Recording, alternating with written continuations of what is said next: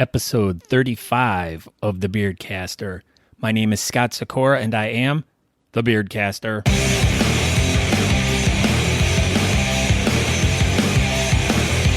Welcome to a podcast all about beards and mustaches and the great people who live in the community. Hear the stories and adventures from the people and learn the tricks of the trade on how to grow and maintain your facial hair. There are many interesting situations that follow those of us with facial hair, from lifestyle to competitions, tips and tricks we each have, everyday questions, to daily life in the world around us. So join me as I share the stories about these people and hear how they are using their facial hair to be awesome and to do great and fun things. Once again, my name is Scott Sikora, and you found the podcast, The Beardcaster. I'd like to welcome you today. Let's see, where are we going to start this off at first? You might notice that there is not an episode 34. We just jumped right to 35. Well, there technically is 2.5 versions of episode 34. There is a 34.1, 34.2, which that one never made it, and a 34.3, but I'll explain those to you shortly. So if you have any questions about what the show is, if you want to know a little bit more about who I am, you can go to thebeardcaster.com. If you're interested in subscribing, which you've already found me, so you've somehow gotten to a podcast, so you can subscribe to me on iTunes, Stitcher, Google Play Music, iHeartRadio. I'm all over the place. So if whatever type of podcatcher you listen to, just search The Beardcaster and you should be able to find me there. You can also find me on Facebook, Twitter, Instagram, and YouTube. So subscribe on all those, or like, or whatever you do on any of those. I don't really care, but please follow along, because there's lots of exciting and interesting things going on. So, but back to what the episode is all about today. What the episode is about is pretty much 80s, 90s, a little bit of 70s sitcom TV that we grew up with. Now, how this all happened was, it's a long story, and it goes back a few weeks, and it really has nothing to do with beards and mustaches. I will tell you that much. We did talk about Abraham Lincoln, though, and his beard, and Mr. Belvedere and his mustache. So that's about all you're going to get out of this one. So this was more of a healing episode for my friend Josh and I, Bald-Faced Josh. And we've actually been getting together quite a bit over the past month or so, and we've recorded a ton of shit.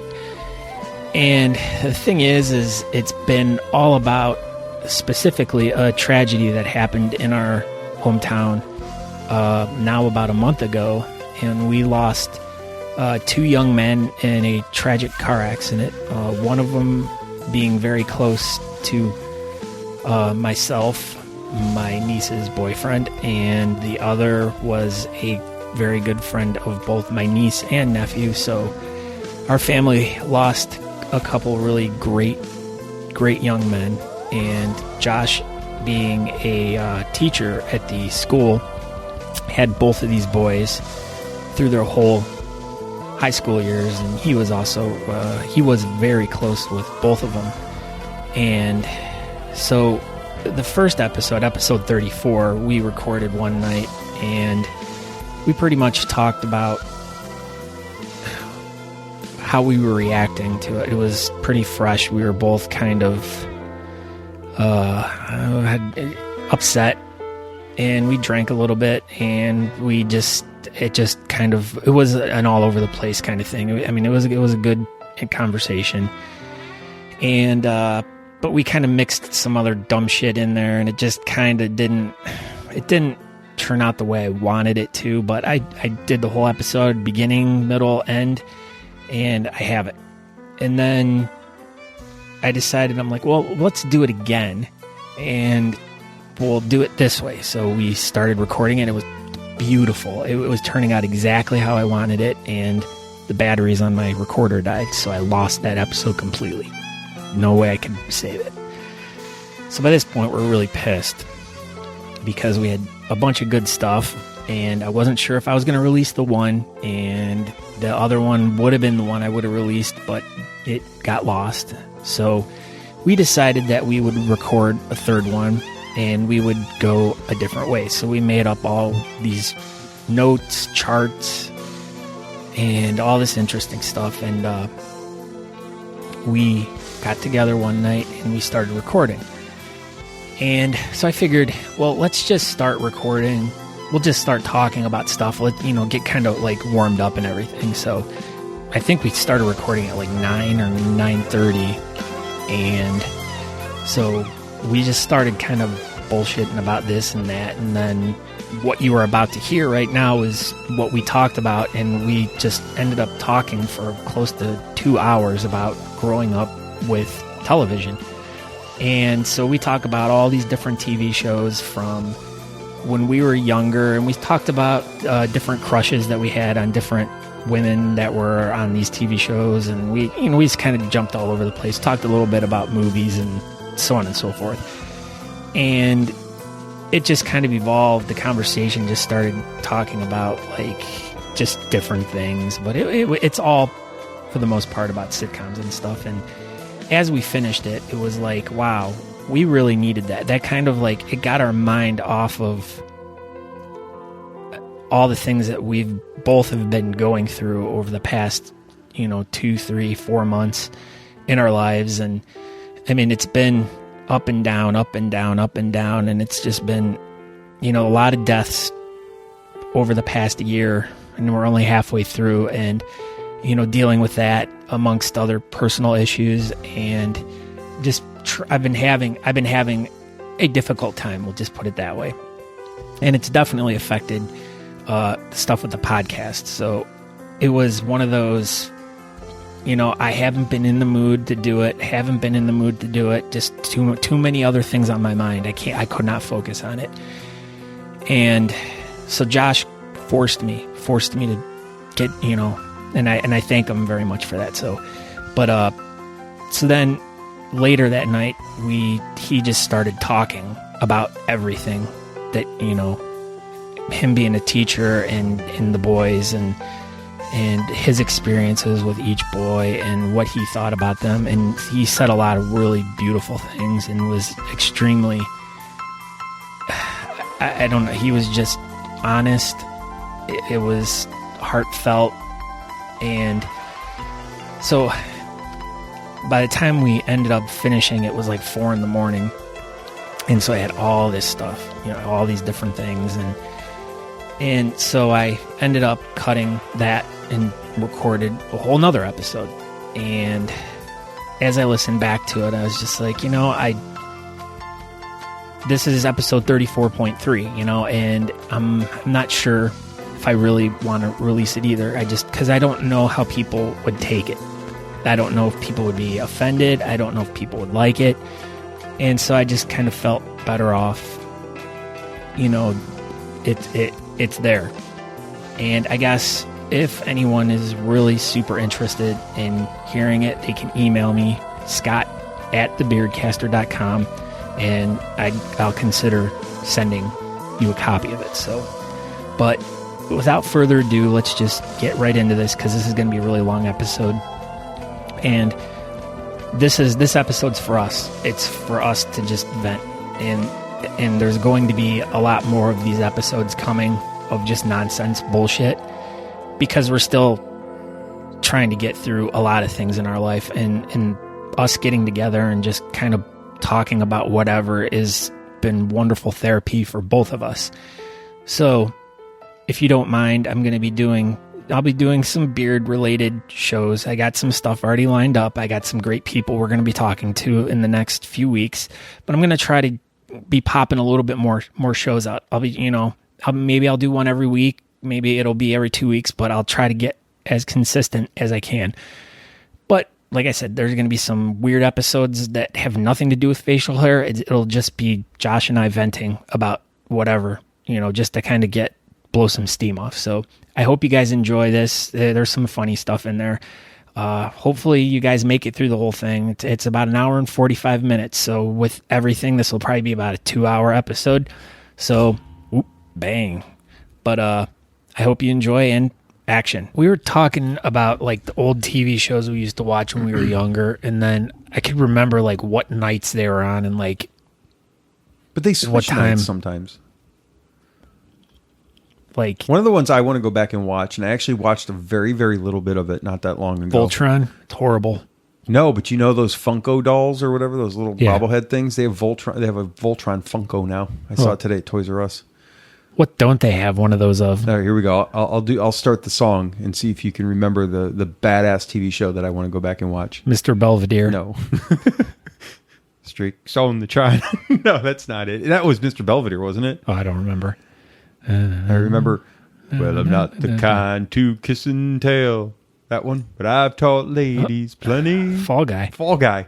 Oh, that was that. I loved that show. I love that show too. My brother ruined that fucking show for me. Was he like Howie? No, because we would go out and we would play, and it was like when we were like, my brother was like 5th grade, and I was like in 3rd grade, and we would go out and play, and he's like, "I get to be Colt. You're Howie." I'm like, "I don't want to fucking be Howie. I want to be Howie.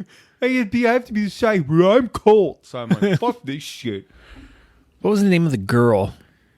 Heather Locklear? No, was not Heather Marky Locklear. Post. No. Marky Post was in that show. She could have been. Marky Post was the boss. Now, do you know who Marky Post is? Yeah, she was in Night Court. Yes. Yeah. A lot of 80s little childhood fantasies there. No, not her. For me, there was. But it was, I mean, it wasn't sexual because it was just like, she was so just hot. Really pretty. Yeah, she's pretty. Okay, there we go. Who was your little crush when you were like... Pat Benatar. Oh. Pat Benatar in the Love is a Battlefield. Because she was like that like 80s rebellious badass. Looking back on it, she wasn't hot. No. Not at all. No, I'm not saying that, but I remembered like she was like all badass walking around her like her tight pants and her short hair, and she's like, "Love is a bad," and she's like, and I'm like, "Oh, she's so badass." She's so badass. Oh gosh, she's so cool. I wonder if she puts ranch dressing with her carrots. Oh, that's fucking hilarious. Oh shit! I think mine was all right. My childhood. All right, if I'm really on it, like I remember like getting like one of my first like. I'm not going to say a boner because it's definitely not where I'm going with this, but like that first kind of wow, he's hot, like that kind of thing. That was the Pat Benatar thing, but boy, how about Madonna in the Like a Prayer video? No. Have you seen the Like a Prayer video? Yeah, 1 billion times. I'd never liked Madonna. I never thought she was pretty. I never thought she was massively attractive either. But I'm talking about like incidents or points. Now, do you want like that one when I was a kid? Oh yeah, I got one. And this one hasn't actually changed. And I got to come up with the name. And this is actually embarrassing that it's not coming to me. Cool. Maybe I can help you. And this lasts to this day as one of the most beautiful girls. This is why I'm like, I can't remember her name, and this is embarrassing. What was the television show? My mind's drawing a complete brain fart right now. Alyssa Milano. Oh, yeah.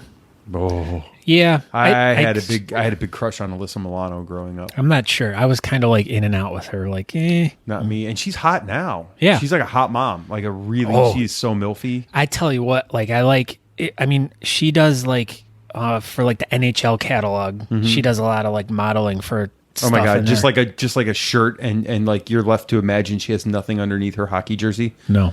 Oh, that would be hot. Take off. No, take off, eh? No, but I mean, like, seriously, there's something to that look. Like, oh, I just have my jersey on. Do you? No. Oh. But I mean, there's something to, there's something to that. Yeah, Alyssa Milano. That was one. Well, now, see, she's around our age, so, I mean, what about Punky Brewster? Oh, God, no. What? She's got Really? a huge rack, though. No, she had breast reduction because she was having a lot of problems. She would, like, fall over when she walked. What about Brandon? The dog on Punky Brewster. Wow, no. God, who was the one that was in Fast Times at Ridgemont High? Yes, dark hair. Yes. She was in Gremlins. Yes. What the hell? Who the hell was that? Phoebe Cates. Yes.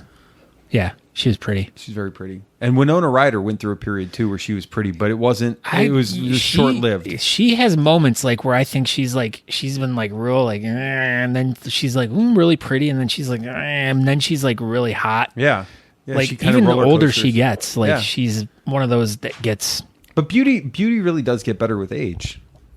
You know, I mean, there are people that don't age well, but true beautiful women, they do age very. Well, I'll tell you very what, well. I've even noticed with my personal like things that I've liked. You know, I mean, of course, when you're going through your like 20s and early or late teens and your 20s or whatever, and you are dating girls and stuff, of course you like girls around your age or younger or whatever. And then for me, it would like seem like the older I got, like. I mean, you're still attracted to younger girls, but like I started like really liking older girls, and I'm not talking like No, but that's what happens. like older. No, girls, I know, but I mean, your tastes change because as you get older, there's things you appreciate. Like, oh, absolutely. That like has if a lot to if do a with woman's it. had a child, okay, so your body's not perfect. You fucking had a kid. Yeah, but that's Like, not who true fucking though. cares? That's not true. Well, it's not always true, but I mean, Like my for a lot wife- of people, my wife, well, you would your wife's an never- exception. No, never know she had a kid. Your wife is an exception because she really treats her body well and works out and stuff like that. And you know, not everyone is going to go back to 6-pack, 8-pack, whatever the hell she's got these days, flat stomach, all 9-pack. that. Yeah, 9-pack, 9-pack. Nenpak. But I mean, no, I mean, just like a typical woman to see a woman who's had a child or two, you're not like, oh well, oh man, she needs to get better. You don't think that way because you're like, oh man, fuck, you gave birth. Yeah. You know, I mean, good Lord, you know, if you Well, look- I mean, you're- I've seen other girls that have like who've had kids who've like done some sort of working out, but they still have a lot of stretch marks and Yeah, stuff like that. But fucking I real. mean, that's like my wife, man. She's like, she does not have one on her body. I think It's ridiculous. I think it has to do with how many kids too. I think the more kids you have, the more likely that is to happen. Although there's surgeries for that. There's surgeries to like maybe not to fix the stretch marks and shit like that, but there's surgeries to tummy tuck and do shit like that. yeah, but then- why? I don't know. It just doesn't bother me. The older I get, like if I'd have thought about that when I was younger, like oh, I don't know, she's had kids and stuff, and now you're like no. Yeah, that part of- yeah, but that boy, yeah, of course. When you're younger, that shit would probably bother you. You'd be like, oh no way, blah blah. But no, older women are just way better. They really are. Okay, so when we were younger, who else? TV show. I got one for you. Okay. She was on two different popular TV shows. Oh God. I'm gonna see if Marky you- Post. No, Oh. Heather Locklear. I never liked her. Wait, complete side note, and then I promise we can get back to this. Richie Sambora's wife. They're divorced now, right? So obviously, Valerie Bertinelli? Obviously, I have that whole jailbroken thing. So Yeah. I watched Baywatch the other day. And I understand you're gonna be like, really? Pamela. No. It's the Have one the with the sexy time. high five. The new one with the rock. Not. The new one with the rock. Yes, I heard fucking it. hilarious. Oh, I heard it was really bad. I thought it was hilarious. well, Like because The Rock is The Rock. He like walks Yeah. around. He's kind of cocky and all that kind of shit. Like a bunch of one-liners, just tearing people down. It's fucking hilarious. okay. So your point is what? Well, no, you said TV shows and hot women. I thought Baywatch. I'm like, oh wait. The Rock actually was really fun. That Baywatch movie was actually I thought funny. Okay, sorry. Go ahead. Two shows. Two shows. One was Buck Rogers. Oh my God, Aaron Gray. Yes. The other one was Silver Spoons. That's yes, correct. absolutely, Aaron Gray. Yes, I think she was my first one. Like I forgot about that. That is a good one. yeah. I just started watching Buck Rogers again. Buck. Gil Gerard. Oh my What a God, name. that whole dude- tight white like hot kind of sexy badass thing. Yeah. But, I was even going back and thinking there was a lot of like in the late 70s, early 80s, there was a lot of like weird space themed. Like there was Buck Rogers, Battlestar Galactica. What was that other one? Jason of Star Command that had Sid Haig in it. He was the bad dude. Are you kidding me? Yeah. Dude, I got to meet you That- some Sid Haig. That TV show was horrible. But it's Sid Haig. Yeah, it did. He was the bad guy. They had to make a movie with Sid Haig and that dude from Machete. Bachete. Yeah, what was that guy's name? The one with the horrible complexion. Oh yeah, that's in everything. Yeah. Oh my God. Could you imagine a Sid Haig movie with that dude in it? I bet you there is a movie with the two of them. There has to be some shitty B movie with that. There has to be. Yeah. So, but yeah, there was tons of these like sci-fi, like, and that's what we grew up with. You know, maybe that's why we're such big. I mean, because then at that same time we had Star Wars coming out, and then we had Star Trek. We had, like I said, Buck Rogers, Battlestar Galactica, Jason of Star Command. I don't remember Jason of Star Command. I didn't either, but if you watch it, it'll jog a memory in your head. Yeah, like because I remember certain weird things about it. That's crazy. But Thundar the Barbarian. I vaguely remember Thundar, but do you remember? Well, I'm sure you do. In Toy Story, they do this whole thing where, like, Woody's like, "Well, then space came along, then we landed on the moon, and everything was about." That is totally true. 1969, we land on the moon. Think about that.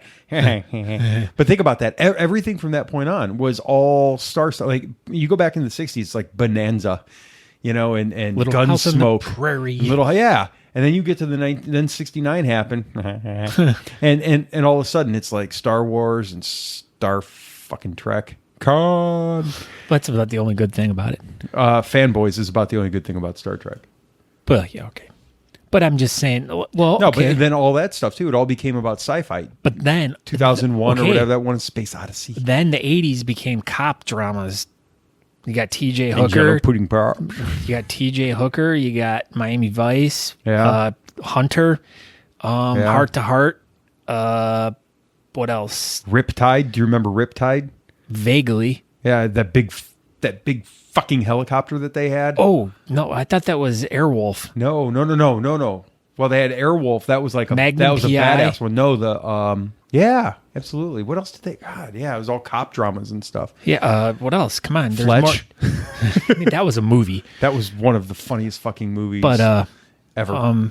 Then you had like the A-Team. I mean, that was kind of cop-ish. MacGyver. He was kind of ish. No, you're right. Chips. There, yeah. I mean, so then the 90s were more of like the family sitcoms, like The Cosby Show. You got The Friends. Fresh Prince of Bel-Air. Yeah, Fresh Prince, yeah. This is a story all about how my life got it didn't. No, it didn't. Down. Yes, it did. It got better for him. Well, it did. Just wait a minute. You sit right there. Mm-hmm. I'll tell you how he became the prince of a town called Bel-Air. Okay, tell me. Well, it was Philadelphia. Born and raised. Have you ever on the been playgrounds there? Is where he actually spent most of his days. I know, but have you ever chilling been out, there? maxing, relaxing, all cool, shooting some b-ball outside of school, when a couple of kids that were up to no good, they started making trouble in his neighborhood. What did they do in the winter though? They couldn't really play basketball though. Well, you see, that's the problem. He got in one fight, and his mom got scared, and she's like, "You're moving with your auntie and uncle to Bel-Air." Okay, now that's on the other side of the country. I understand that. Okay, but that happened during the winter. That's when he got he got in a fight, and his mom got scared, so he moved with his auntie and uncle in Bel-Air. So he can play basketball all year then. No, he can't. Okay. Well, maybe in Bel-Air he might be able to. That's what I'm saying. Well, and his mom cared about him, so his mom sent him to Bel-Air to play basketball, so he wouldn't be getting into fights. Okay, and then what happened? Well, he finally arrived. Okay. Cab pulled up. Dice in the mirror. I mean, if anything, he could say that the cab was rare. But, Holmes, forget it. He's like, yo, let's go to Bel-Air. Mm-hmm. Well, pulled up to the house about 7 or 8. Yelled to the cabbie, yo, Holmes, smell you later. Was that cabbie Danny DeVito? Was it Danny DeVito? I don't know. No. No, that was not Danny DeVito. He didn't drive a taxi. He didn't actually. He was the boss. He was the boss. Yeah, he was the boss in Taxi. All right. No. Judd Hirsch was one of the taxi drivers. So was Tony Danza. Oh, that's right. Yes, Tony Danza. Angela. But unfortunately, Alyssa Milano was not in that taxi. Oh. So anyway, he shouted, "Yo, Holmes, smell you later." Mm-hmm. Looked at his kingdom. He was finally there to sit on his throne as the Prince of Bel-Air. I see.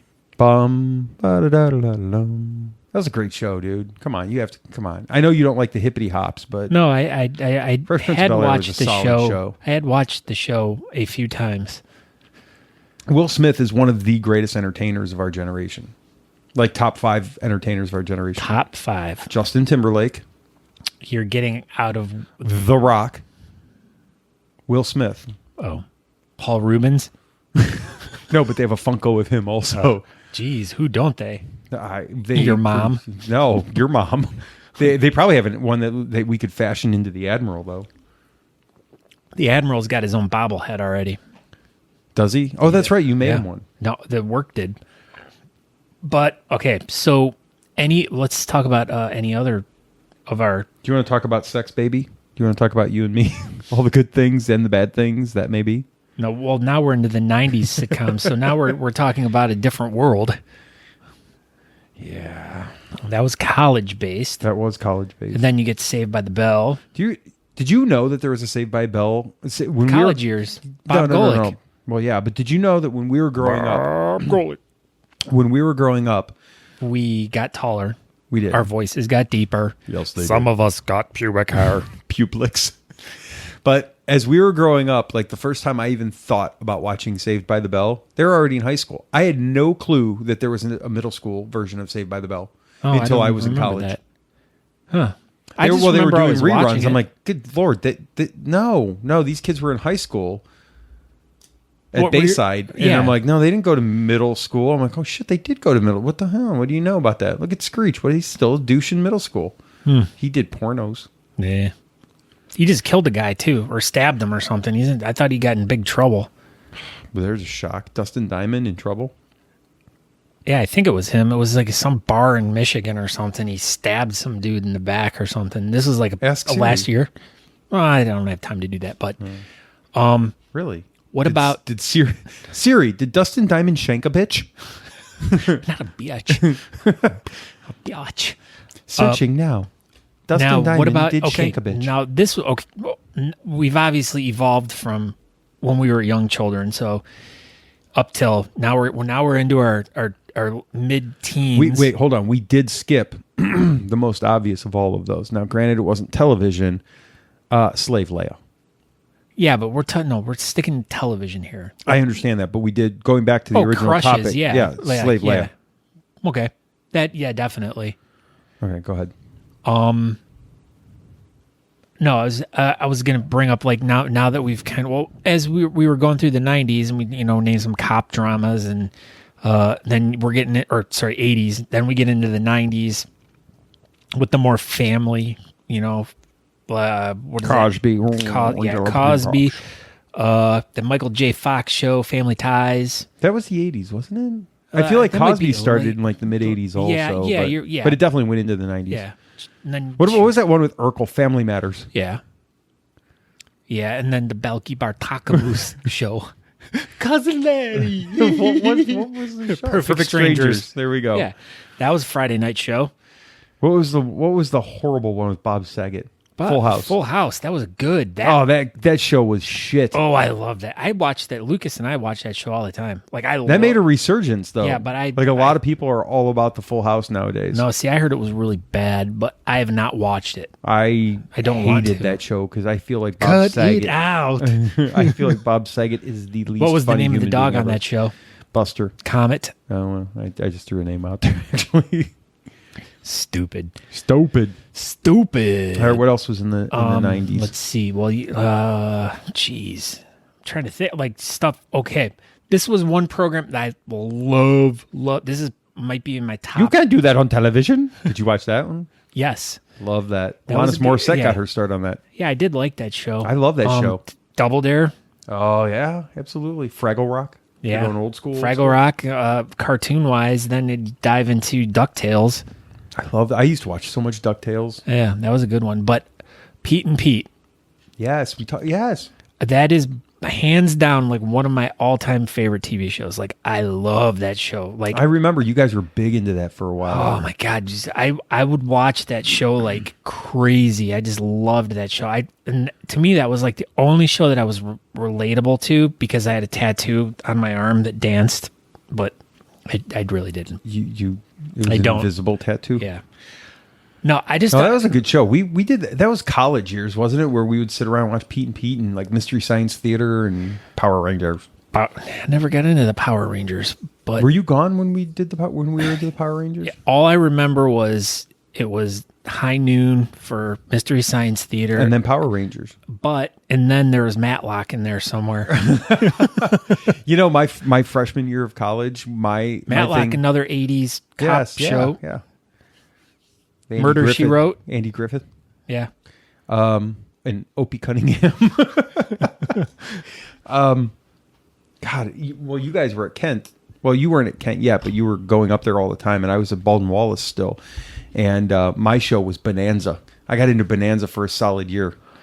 I know, now we're busting old school, but like I would just sit there every morning from 10 to 11 and watch Bonanza. I would come back from my morning class, and I would lay down and watch Bonanza for an hour. What was the other show that he was on? Who?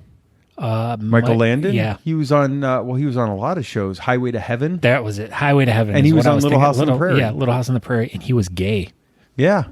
Queerer than a $3 bill. Yeah. He was a hell of an actor, though. I know. I liked him. I did, too. And he was a badass. Father Ingalls. Father Ingalls. Could you... Oh, there's one. Who played Laura in that show? I know. I thought she was hot, too. And that's a weird one. That's like the Pat Benatar one when I was a little kid. Yeah, that is she's kind of cute. No. I never thought she was... I can't remember her name. I don't think she's attractive now. I don't think Well, so. it's like if you go to the Brady girls... The Brady Bunch, like I didn't think any of them were attractive. No, I never liked any of them either. Florence Henderson. Alice, maybe. Oh no, Sam the Butcher. Ooh, jeez. Well, then you got okay. Now we're diving back again. Lost in Space. Did you ever watch that? You know what? I didn't really like it. Well, what about Land of the Lost? Yeah, that was once again we're going into the 80s there, but no. Land of the Lost was like 60s, late 70s. No. Land of the Lost? Absolutely not. Oh my God, look that shit up. It might be mid 70s. Look that shit up. You gotta look that shit up. Okay, well you carry the conversation here. All right, well, what else was there that I'm really good at carrying this conversation. No, but like I'm trying to remember like when I was little and like well, what did you do? All right. Call out, you're not feeling well, your tummy aches. What did you do? What did you watch in the afternoon? Do you remember the afternoon? Yeah. I would watch Gilligan's Island. Well, no, but after 4:00, but like during the morning, it would be all the game shows like $10,000 Pyramid. Press Your Luck. What was the card one? Card Sharks. Family Feud, and then Price is Right at 11. Yeah, and then it would be the news, and then we'd watch All My Children. Oh God, you were forced to do soap operas? Yeah, like on Channel 19 or 43 or one of those, they had the afternoon lineup. They had like Andy Griffith. Oh yeah. Then they had Gilligan's Island. Yeah, and then Lost in Space was mixed in there too. Was it really? Yeah. I feel like because that was a Saturday thing. And then my favorite Martian, Bewitched, those all. Yes. Yeah. Mr. Ed. Yeah. Mm-hmm. But was the ones that shot the oil? The Beverly Hillbillies. Oh yeah. Well, that was kind of the precursor to Fresh Prince of Bel-Air. Well, yeah. When you because the next thing you knew, old Jed was a millionaire, and he told his kinfolk, "We need to move the hell away from here." Yeah, California. Well, see, that's what I thought you were going with that story with that. So they loaded Prince up guy. that truck and they moved to Beverly Hills. That is. Now, do you remember the Weird Al Yankovic one where they did the Beverly Hillbillies song? No. You remember that? Nope. It was done to the tune of Money for Nothing. 1974 through 1976 was Land of the Lost. So are we both right? Well, I said mid-70s. I nailed it. No, right you started late 70s, 80s. Yeah, but then I finished. We can record or go back and listen. When I went back, I said mid-70s. When was the movie? Or 70s. Well, the movie was the one with Will Ferrell. That was like 2007 or 2008 or something like that. You're so close. 9. But yeah, so those were the shows we watched, and then you would get into the evening and you'd watch like Good Times. I never watched Good Times. We watch it now. It's funny. Jeffersons. Yeah, Jeffersons is a good one. I never watched Sanford and Son. That I didn't like that. Red show. Fox was hilarious in that show. He's the only reason to watch the show, but he was hilarious in Different that show. Strokes. Do you remember Webster? Webster, yes, that was. What was up in the 1980s where they're like, "Hey, look, these are little poor black kids. We're going to save them with rich white folk." That's just the way the world was then. It's actually true, though. I talk about this in my classes, that if you actually trace the history of the representation of black people in television, you have, and again, this is mainstream stuff. Dolomite. No, Dolomite doesn't quite work. Oh. Shaft. He's a bad mother. Shut your mouth. I'm talking about Shaft. I can dig it. But they, like, you start with like Good Times, you know, where they were living in the inner cities. And again, this is all reflection of the times. And then Sanford. 227? Well, we'll get to that in a second. Oh, okay. But that was even projects. That was like early, mid-'80s. But you have like the depiction of African Americans in the 1970s were Good Times, the Jeffersons. We're moving on up to the east side to a deluxe apartment. And then you have... But he was a successful businessman with his laundromat. His dry cleaning business? Dry cleaning. Do you know where that show got its start? Yes, it was off of... I know what I can't remember. Songs that made the hit parade. All in the Family. Oh. Guys like us, we had it made. He was. That's right. He was on that show. He was the episode, I think, and I'm not 100% positive, but I think that episode was even called something like "There Goes the Neighborhood" or something. And the Jeffersons showed up and knocked on Archie Bunker's door. Oh, that Body Count song? No, the Jeffersons knock on the door. No. Oh, There Goes the Neighborhood. Yes, There Goes the Neighborhood. I think it was something like that. But anyway, so then they moved to the deluxe apartment in the sky, and then they got the. But anyway, it was all about poverty in the 1970s, like Fat Albert, bunch of inner city black kids playing in a junkyard, Sanford and Son. And then by the time you get to the 1980s, and this is why, as much as you want to vilify, especially nowadays, Bill Cosby, the Cosby Show was huge because the doctor. He was a doctor. His wife was an attorney or something like that, I think. Like, it was an affluent black family. Yeah. Well, which was crazy because prior to that, you had little black kids that were poor, adopted by white kids. You had black people living in inner city slums and tenement apartments. And then all of a sudden, oh, wait, there's an affluent black family? And then there's a rich one with the Fresh Prince of Bel-Air. And then you put directly after the Cosby Show, you put A Different World, where you have this whole college experience with all of these African American kids, going to school and everything. But African Americans didn't, in bulk, start going to college until the early 1980s. Do the math on Barack Obama.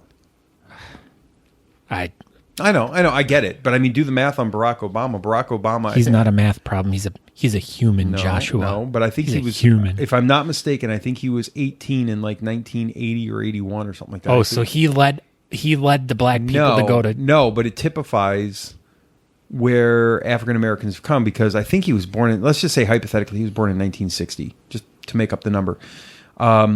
He was 18 in 1978 and was one of the first generations of African Americans to go en masse to college. And then you see how successful he became as a direct result of it. Because it's all about... It all boils down to education. Yes, he was a director. Director... And action. George C. Scott. What is your motivation? Now, okay, so, but weren't there a couple other, like, African-American influence shows, though? Like, because, like you're saying... Dolomite? No, that was a movie. Blackula? Leonard Part 6. What was the one? Oh, God. What the fuck was that show? You realize we're not getting to this tonight. Yeah, I know. Okay. This is much more fun. Yeah, this is better. What the hell was the Buckaroo Banzai? Oh, yeah. Buckaroo Banzai in the Fifth Dimension or something? Yeah. Yeah, that was... I don't remember. And that was Peter... Parker? No, the actor. Peter Cushing. No. Well, Peter... Oh, God darn it. Guy played RoboCop. Oh, shit. I'm not going to come up with that. Like, ever. Oh, no. I'm completely wrong. I don't think it's that dude. Jeff Goldblum's in that. In RoboCop? No, in Buckaroo Banzai. How about Maelstrom, The Revenge of Jared Sin? That is a foreign language to me. That was like one of those movies that was on... It had Molly Ringwald in it. One of her first movies. Was she strangely attractive or no? No, because she had red hair, and girls with red hair made me sick to my stomach. Like, I could not... I don't know. Girls with red hair just... You know what it was? It was the Breakfast Club scene where... Once again, I've never seen that movie. Oh, you haven't? No. And you know what? People love that movie, and I'm like iffy on it. You know, I mean, okay, it's a good movie. It's whatever. The soundtrack, the song. Yeah, the music's good. Don't you forget about me. Yeah, I mean, the movie's good. Or, I mean, the soundtrack is good and stuff, or the couple songs that I know, but I don't know. What was the other movie that she was in that was big? It wasn't Breakfast Club. 16 Candles. Oh, thank you very much. Yes. Yeah. Long Dick Dong or something like that. What? That's another one I've only seen parts of. Oh, Long Duck Dong or something, whatever the dude's name was. How about Lamar in Revenge of the Nerds? Hotel Coral Essex? Hot oral sex. That was Revenge We must end nerd persecution. That was Revenge of the Nerds too, though. Yes. Okay, but we're talking about movies. We're You wanna going go back to TV. Okay. All right. But where we got sidetracked here was we were in the 90s talking about Aaron Gray. yeah, we were talking about her, but we were at Pete and Pete. We're at Oh, jeez. so then How about South Park? well, yeah, okay, yeah, because that's That was Simpsons late 90s. too. Well, I wasn't as big of a Simpsons fan. I never liked the Simpsons. I didn't think it was that funny. Like it was like the whole Bart man crap that came out. Like I remember thinking at that time, like, all right, it's kind of. I remember watching it on the Tracy Ullman show. Yeah, and thinking, okay, this is edgy. And then it came out with the show for the first few years. Herman's Head. Do you remember that show? Oh my God, yes. Yeah, that was a good one. That was a great show. Oh, wait. We're Get a totally Life? yes. You know, I was going right there, man. How could you I'm like, not? one of You were the going. We were greatest doing shows. Fox shows. I know. Yeah, one of the greatest shows ever. Get a Life. Get a Life. My submarine, Tony. Get it? Frosted Flakes. Because there's no Substitute for breakfast. What was that one with the $5? The $5 bills when he was delivering papers and he laid them out on his bed. I don't remember that one. Oh, and he was like rolling around in the money. Do you remember the one where he wanted to set a world record? So he was trying to get basically pressed to death by seeing how much weight he could balance on his chest. Oh man! And they were just piling like washing machines and shit like that on him. Chris Elliott is Oh my God, funny, genius. man. Woogie. He's a fancy lad. You know, I think it's one of those things that if you actually go back and you start looking at all of the body of his work, you would be shocked at all the shit that he's responsible for. He was a big time writer for David Letterman. Yeah, oh, absolutely. Well, he was on SNL for like 1 or 2 seasons. Yeah, But I mean, he got wasn't an a interesting huge history. part in SNL, but I remember him being on that cast and thinking it was just going to be the greatest thing ever, and then they never really used him. Yeah, he's one of the most underrated comedic geniuses that's ever been around. Speaking of comedic genius, I don't know if you saw my Facebook post. Mel Brooks turned 91 the other day. Oh, yes, I did. One Spaceballs 2 coming out.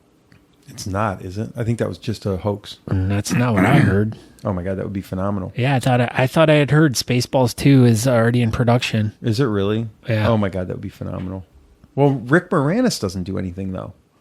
I mean, not that he necessarily has to be Because he got shrunk. No. Have you ever heard the Rick Moranis story? No. Rick Moranis.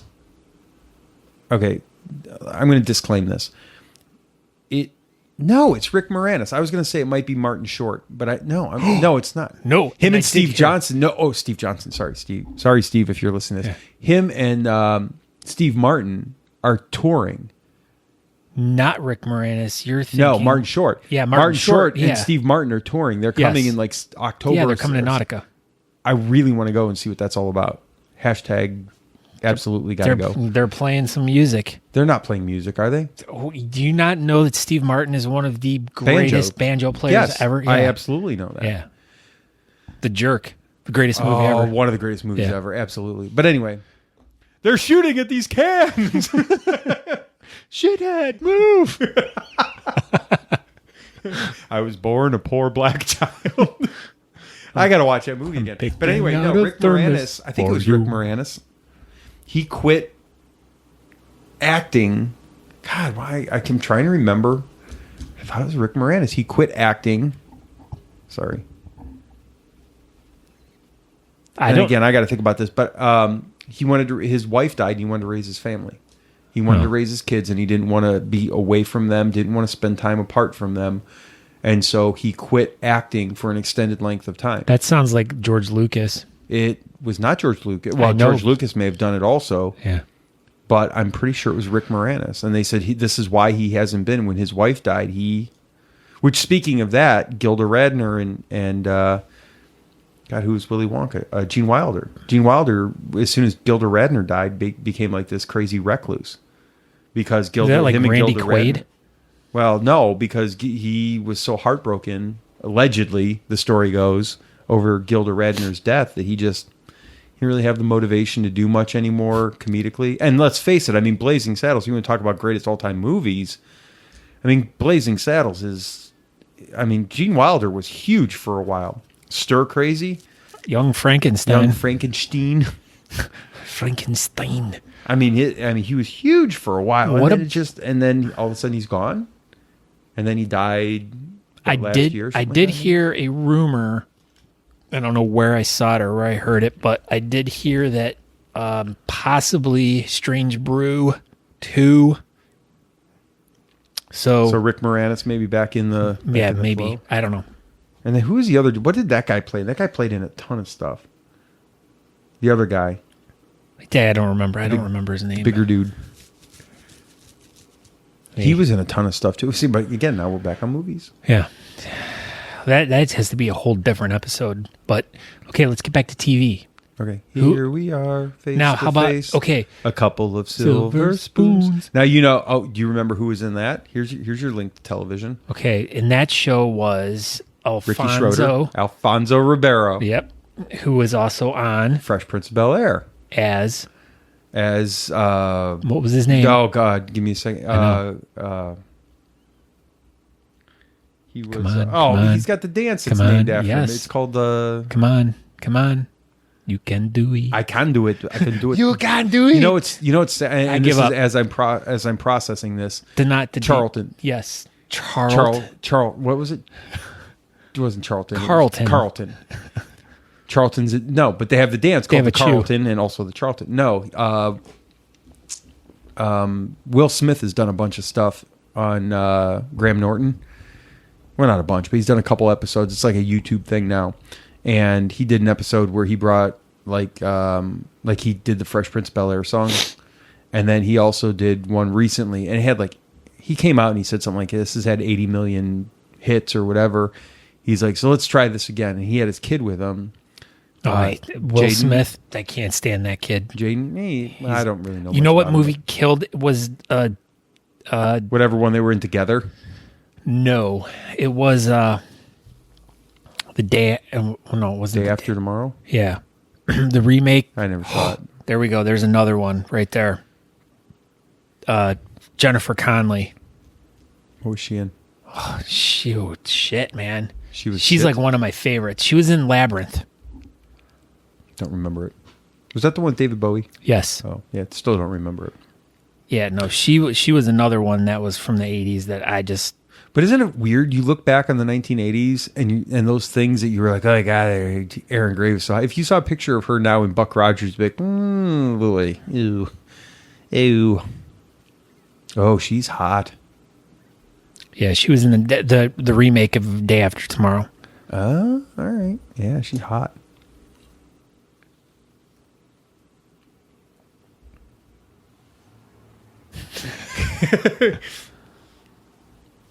Yeah, she's really pretty. She party. But yeah. Okay, what about how have we talked about television and not talked about the Dukes of Hazzard? Yeah, that I think is a sore subject because you're not a Dukes of Hazzard fan. I know, I loved it. It was Friday night was Dukes of Hazzard, The Knight Rider. So yes, no, it was Dukes of Hazzard and then Dallas and then Falcon Crest.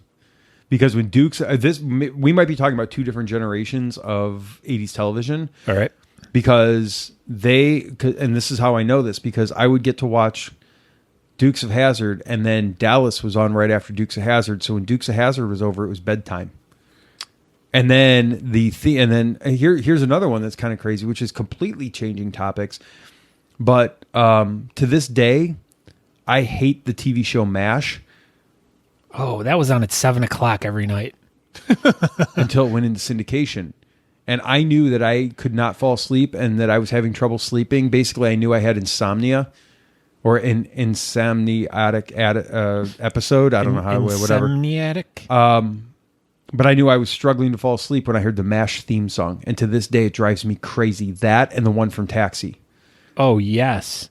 Yeah, I was the same way, too. Like, my parents would have the TV up super and I would loud. hear him in the other room. And I'd be like, oh, God, I should be asleep yet. Or I should be asleep already.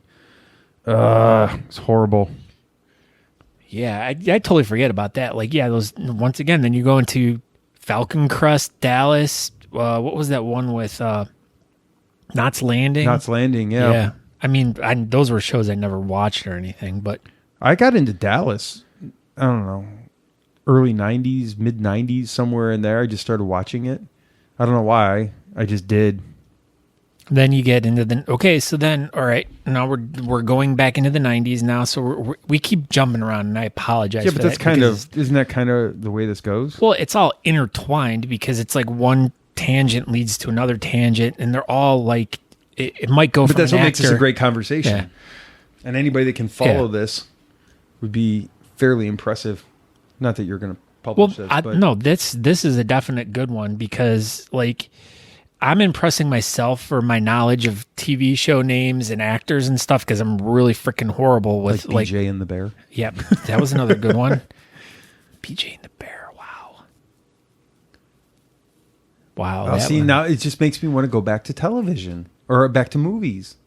But that was Smokey and the Bandit. Yeah, Smokey and Cannonball Run. Those were so good. those were all intertwined in But a weird way. But if you go to it, it almost seems like an era of like almost a genre era of fast cars. The and Death Race 2000, the original one with David Carradine. Never saw it. Oh, Was that on Superhost? No. No, but that fits in perfectly with that line of movies like Smokey and the Bandit, BJ and the Bear TV show. I don't even remember what the idea behind BJ and the Bear was. He was a truck driver with a monkey. Yeah. Yeah, I mean I remember the general premise, but where the fuck were they going? What were they doing? Were they like delivering groceries or something? They were delivering goods to stores nationwide. I don't know. Were they trying to deliver a case of beer to a really short dude? Oh my God. That reminds me of The Toy. Did you ever see The Toy? Again, another movie. Oh, such a good movie. Jackie Gleason and Richard Pryor. Here's another TV show that I really remember and no one seems to remember. It was called Tale of the Golden Monkey. Nope. No idea. And it was, I don't remember what the premise was, but it was it was an airplane that was like one of those water airplanes, and they would fly around and they'd try to find these treasures and stuff. And the precursor to Where in the World is Carmen Sandiego? I guess so. But it was called The Tale of the Golden Monkey. No idea. Oh, and then we had the Ripley's Believe It or Not. You got that Oh my too. God, do you remember That's Incredible? Yeah, That's Incredible. Yes, That's Incredible was another good one. Amazing. And they had certain ones that were like all kinds of scary. And they would have like haunted ones and things of that nature. You remember those ones where they were like, oh, the Toys R Us in blah, blah, Texas. And they were like, there was like footage of ghosts and shit. Oh, yeah, there's always footage of ghosts because that shit's with real. Fran Tarkenton. Who else? I got Fran Tarkenton. There was a girl. There was a hot chick and blonde chick in that. And then there was another guy that had perfectly coiffed and feathered hair. Oh man, they were all big names, but I don't remember. And that was also during the height of the Battle of the Network Stars. Yeah, which they're bringing back. I saw that. I saw a commercial for that. And that was all started by the variety shows that were like the Dean Martin variety show. Lawrence Welk, the Mandrell sisters, Hee Haw. Hee Haw, Donnie Marie Osmond, Dean Martin. What was then there was that one, The Show of All Shows. Groucho Marx had one. Yeah, now you're going back too far. I know, but you're going way back. But then there was also, what was the one that Goldie Hawn got her start on? Oh shit! Laughing. Yeah, mm-hmm. I never. Carol Burnett. Yeah, I never get into that. Yeah, Which is kind of crazy because all that stuff then set up Saturday Night Live, and Saturday Night Live is the only one that's really stood the test of time. Now, part of that's aged out, and part of that whole genre is different, but still, I don't know, still kind of cool. But I still maintain that when you take That's Incredible, that started off, I didn't necessarily start off because Ripley's Believe It or Not was part of it too, but that started off all those unsolved mysteries, America's Most Wanted, which I claim culturally has totally fucked up our society, because when we were little kids, you remember, we would ride our bikes everywhere we wanted to go. Now your kid leaves and you're like, where are you going? Call me when you get there. Cops. That was the show, Cops. No, you know what it was? It was America's Most Wanted. Well, yeah. Who hosted America's Most Wanted? That John Walsh. Yeah, who's famous because his kid got kidnapped. Abducted, yeah. Do you know that there's a theory that his son got kidnapped and murdered by Jeffrey Dahmer? I did hear that, but that is not true. I don't think it's true either, but it is an interesting side note. But this is things that people don't process, is that we had no capital punishment for a period of time in the 1970s, and then in the late 1970s and obviously well into the 1980s, when all those shows were coming out, there was a big rah-rah capital punishment thing. And so if you put this whole thing together and you start really contemplating and thinking about why that happened and how that happened, there was a push to punish people that were murderers. And so you had all these TV shows that were like publicizing it. We grew up in an era in the early and mid 1980s. We grew up in an era where they publicized murder, mass murder, death, kidnappings. That's why I hold my kids so tight. I've thought about this. Like, I don't want my daughter just getting on her bike and riding it up the street. I'm afraid something's going to happen to her. But that was when we were older, though. At the ages of where our kids are at now. Yeah, like you said, I was walking to school when I was 5 years old. Your parents would kick you out the door and be like, "Be back when it's dark." You know, they wouldn't even think twice about it. Now it's completely different. But look at when they grew up. Our parents are baby boomers. Yeah, same thing though. They were the same way. It was they absolutely know, but yeah, of course. And then as technology has expanded, and with more television shows, and then the internet and stuff like that, there's more access to information. There's more access to lots of different things to scare the shit out of you. Yeah, well, it's worked because I'm scared. Well, yeah, we're the same. I won't even let the child ride down the street to his friend's house because I'm afraid he's going to get abducted by. I'll walk you. Yeah, that's what I do. But that's the thing. I mean, if you think about that, that's when those were formative years for us. Like, 1980, I was 6 years old. So you go 1985. I was 9 going on 10 years old in 85 and 86 when all that stuff was huge. And of course you're going to remember that stuff. Of course you're going to take that and you're going to internalize that as you get older. So I'm not going to let my kid go anywhere. I don't know what kind of creep shows are out there. Creep shows. Creep Show. Oh, it's a good movie. Well, what was the Crypt Keeper? What was that show? It was that HBO show. Creep Show. No. That wasn't Creep Show? No. Tales from the Crypt. Tales from the Crypt. That was another what early was 90s. The show, the TV show? Was it like Strange Stories or Amazing Stories? Yes. That was the one I've been trying to think about. That was when I brought up Ripley's Believe It or Not. Yeah, Amazing Stories. Amazing Stories. Dude, I loved that show. Too. Yeah. And it was creepy. It was like the precursor to Goosebumps. Shit. What was that one? The guy who would travel, he had this like a little comlink thing. It was like a round thing, and he'd open it up. It looked like a compass, and he would jump through time. He was murdered Quantum or Leap? something. No. That was a phenomenal show, by the way, Shit. Quantum Leap. But then I think the actor ended up getting killed, so they had to cancel the TV show. But he had this like little compass thing, and he would flip it open. I had no idea. Oh man! Well, see, time travel was big for a little bit too. Not in a ton of shows, but Quantum Leap was huge. That was a great show. I could never get into. I tried 1,000 times on that show. Have you watched 11/22/63? No.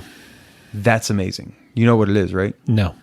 It was a Netflix, I think it was 10 or 12 part miniseries type thing. It had James Franco in it, and it was, I believe Oliver Stone was the one that did it. But anyway, the whole entire premise of it is James Franco's character is hangs out at this diner, and this guy's dying, and he tells him that he's got a time machine through the back door, which seems so fucking lame and ridiculous or whatever. But it only goes back. He had a time machine in his butt? No, not in his back, not in his back door, in the back door of the, yeah. But he said, just walk down the hall, walk through the door. And it takes the guy back to 1962. And so he walks through the door and all of a sudden he's like, it's 1962. And he totally freaks out, goes back into the dining room, like, what the fuck just happened? And he's like, I can go back to 1962. And he's like, I want to stop the assassination of Kennedy. He's like, I want to track down Lee Harvey Oswald. I did hear about this show. And James Franco then is like, well, why can't we just go to that date? He's like, it doesn't work that way. He said, that will only take you to that time in 1962. He said, so you literally have to live a year, and it gives you a year to follow Lee Harvey Oswald, to figure everything out, and to stop the assassination of Kennedy. Will you do it for me? Because he was like dying of cancer or something like that. And James Franco goes back and forth, and then eventually decides that he's going to go ahead. Fuck it, I got nothing to lose, right? Which I would do it. Like if I'd go back and travel back in time and live a year. Here we go. Here's a tough question. Would you save Abraham Lincoln or John F. Kennedy? Abraham Lincoln. All right. Because he had a sweet beard. That's how this is all tied into the beards. And done. Cut. No, I would save Abraham Lincoln because I think I don't necessarily believe that John Kennedy was a fantastic president. I think he's mired in mystique because he was the youngest elected president, because he was the first Catholic president. I think all of the Catholic population, which is massive in this country, absolutely positively just loved the whole Kennedy mystique and the Camelot crap. But I think if you look at people that actually contributed, you go to Lincoln. How does this dive into TV though? Oh, it goes back to 11/22/63. Right, so he spends an entire year. It is, just watch it. It's phenomenal, we'll and watch James it. Franco's amazing in it. But we're talking about classic television here now. That is classic television. It's watch it and you'll understand why. It's new TV. Nude TV? We're not talking puernos. Totally naked. No, it's. I'm just trying to like. Okay, here I have a great angle. Kurt? Saturday morning cartoons. Okay, well, yeah. Because the kids today, these kids these days, they don't have the benefit of... They turn on Cartoon Network and they watch cartoons whenever the fuck they want to. Yeah. Your Saturday morning experience probably consisted of a big old bowl of cereal. Started out in the morning with Hickory Hideout. You remember the Hickory Hideout? Yes, with the guy with one missing a finger. I'd never noticed that. He did. He was missing a finger. Huh. Mm-hmm. And then... there was like Looney Tunes, and then you had Gummy Bear. Yeah, it was early. And then you had Looney Tunes for a half hour, which is like dead TV because it was like, all right, it's kind of funny, but whatever. That was the only thing that was on Sunday mornings was Looney Tunes early in the morning, and then that was it. Then the Waltons was on. Yeah. Good night, John. Good night, John boy. Good night, Mary. No. Oh, no. Then it was $6 Million Man was on Sunday mornings. Yes, you're right. And the Hardy Boys. Yep. Mm-hmm. Oh, fuck. But yeah, when you went through the 1980s, like it parallels pop culture. There's like a Mr. T show. There was Pac-Man. Rubik's Cube had a cartoon. Q*bert show. Q*bert, yeah. Oh, geez. Yeah. Alf. The Alf cartoon. I mean, the Gordon Shumway program. The Gordon Shumway show. When you go back to Melmac. Snorkel Flats. I never watched that one. Wow, dude, I love that one. No, that was a cartoon. It was droids. Oh, that's right. It was droids. No, yeah, that's right. Yes, it was droids. But that was C3POs. later, though. Did you eat your C3POs cereal? No. You never had C3POs? No, because I didn't really like that kind of cereal. Would you eat Rice Krispies? No, Fruity Pebbles. Well, who does? Oh, come on. Flintstones. There we go. Another cartoon. Here's one. Fruity Pebbles had a thing like, are you Team Cena or Team whatever? And one of them was Team Cena was Fruity Pebbles. And I don't remember who the other person was, but the other person was Team Cocoa Pebbles. I'm like, who fucks Team Cocoa Pebbles? Who liked Cocoa Pebbles? I get them every now and then. But the only benefit was you get chocolate milk when you were done. Well, you could do that with Cocoa Puffs too. But yeah, that's right. Any of the chocolate cereals, you'd get that. Yeah, but my point is, if I'm doing that, I'm not fucking. No, if I'm getting Pebbles, I'm going Fruity Pebbles. The best cereal ever. All right. Have you had the reincarnation of the monster cereals? No. Frankenberry, Boo Berry, Count Chocula. Count Chocula. Did you? That was a whole thing. That's a marketing campaign. They're only available now during the Halloween season. Oh. Hey, seriously, if you go out to the store right now, there is no Frankenberry, Blueberry, or Count Chocula. In October. It's Blueberry, not Blueberry. I said Blueberry, didn't I? No. You said Blueberry. But if you go in like late September, early October, Dancing down a disco. there will be a shit ton. Hi, fellas. There will be a shit disco duck. Disco here, disco there. No, disco dancing. Yeah, that was when I was. But just what were your top 5 cereals? Well, no. I got a really funny story about the Count Chocula, Frankenberry, and Blueberry. But I still remember when I was little. When you were little, like the greatest thing in the world were all the cool things you could get in a box of cereal. And it was always about like getting the box of cereal, and you wouldn't even eat the freaking cereal. It was all about getting whatever prize was in there. And one of my favorite things that I got was because I didn't like Blueberry, and I was not a fan of Count Chocula, so we'd always get the Frankenberry because I was a berry kind of guy.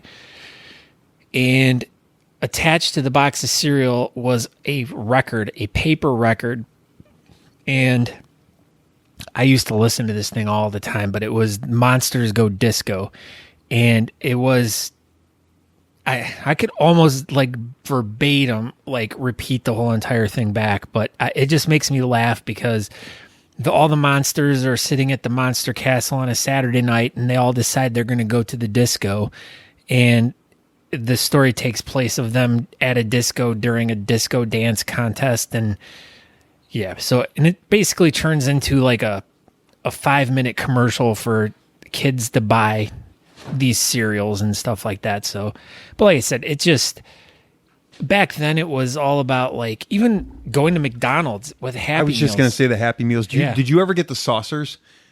Do you remember the Happy Meals that I remember the boats.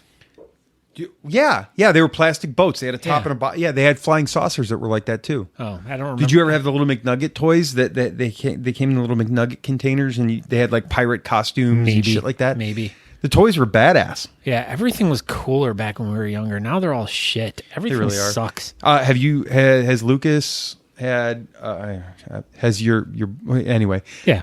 Have you ever had a Happy Meal from Arby's? No. Or whatever? We don't go to Arby's. Yeah, you know what you get? A fucking cardboard thing that you have to like put together and falls. It's a piece of shit. Arby's kids meals are shit. They're like, here's a bunch of cardboard. Make it into a robot, kid. And you're like, oh wow, this is dumb. But I mean, what are you gonna do? Hold on. Sorry. No. Well, you might get Bush as a sponsor. No, I don't. Well, you don't like Bush? No, I do. I mean, it's we've got Bush. Who doesn't?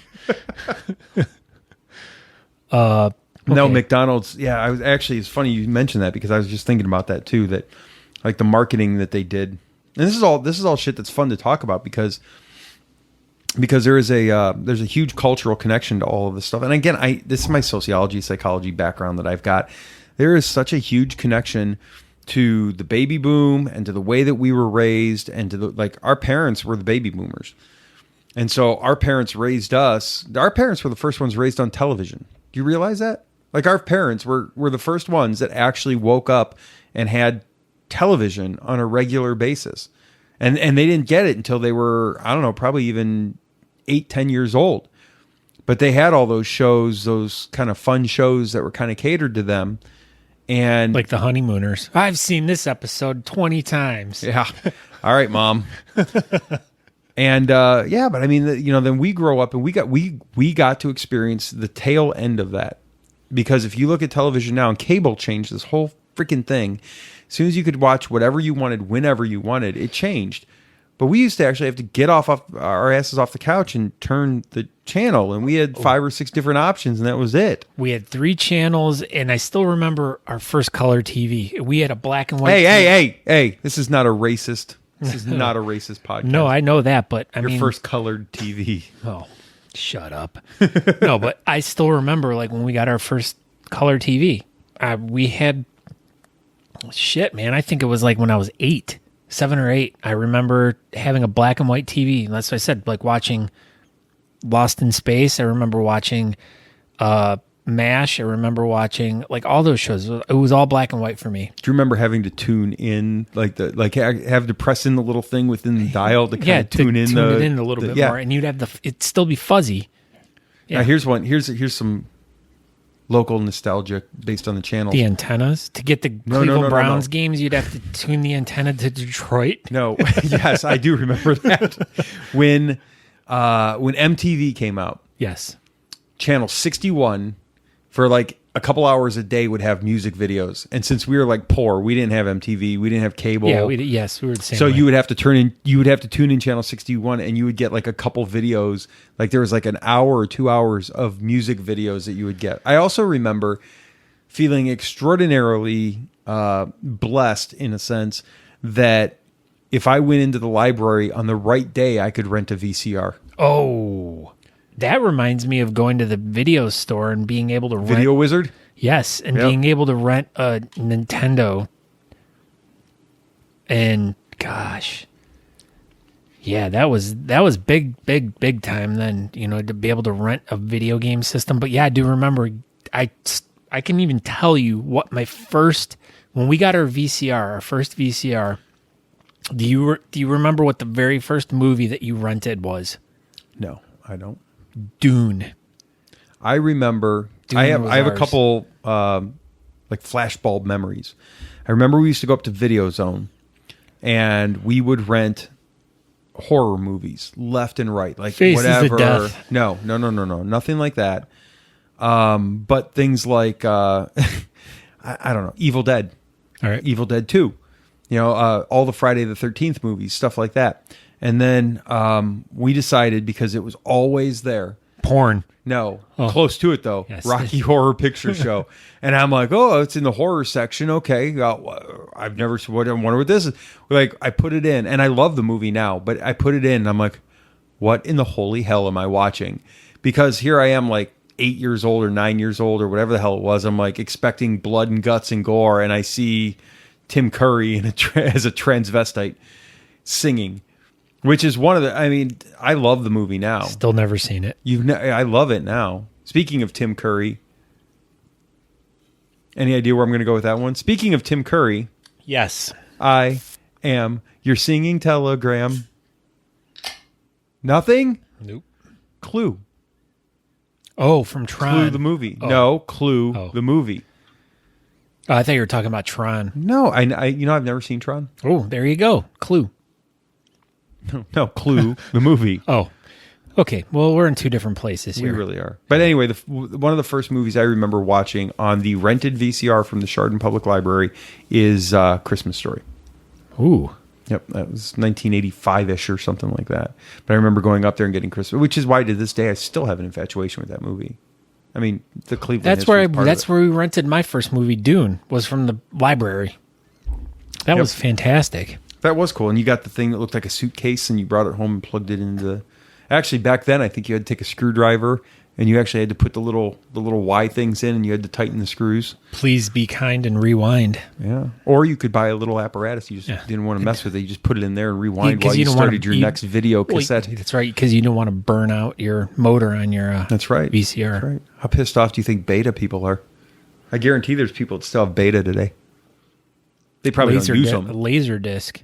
Oh my God, those people! Those people are on a gold mine right now. Why? Because they're super collectible. Laser discs? Yes, I see them all the time. They're okay. Here's a little known fact: Star Wars, the original Star Wars, was released on Laserdisc first. Oh, really? Yeah. So, and I know some guys that have a copy of it. The original Star Wars on Laserdisc. Yeah.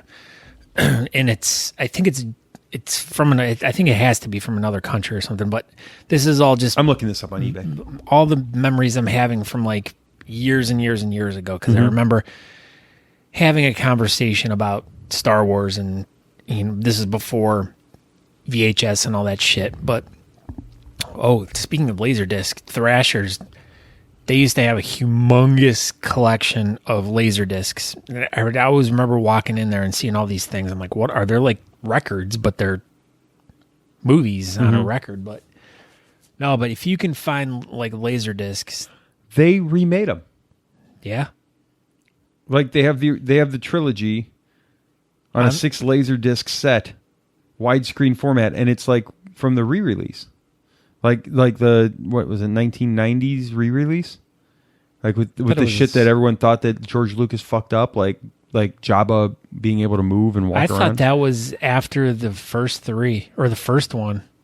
I thought that was after they released the second trilogy. Huh. That he did maybe I don't remember, because technology was finally caught up. Yeah, right.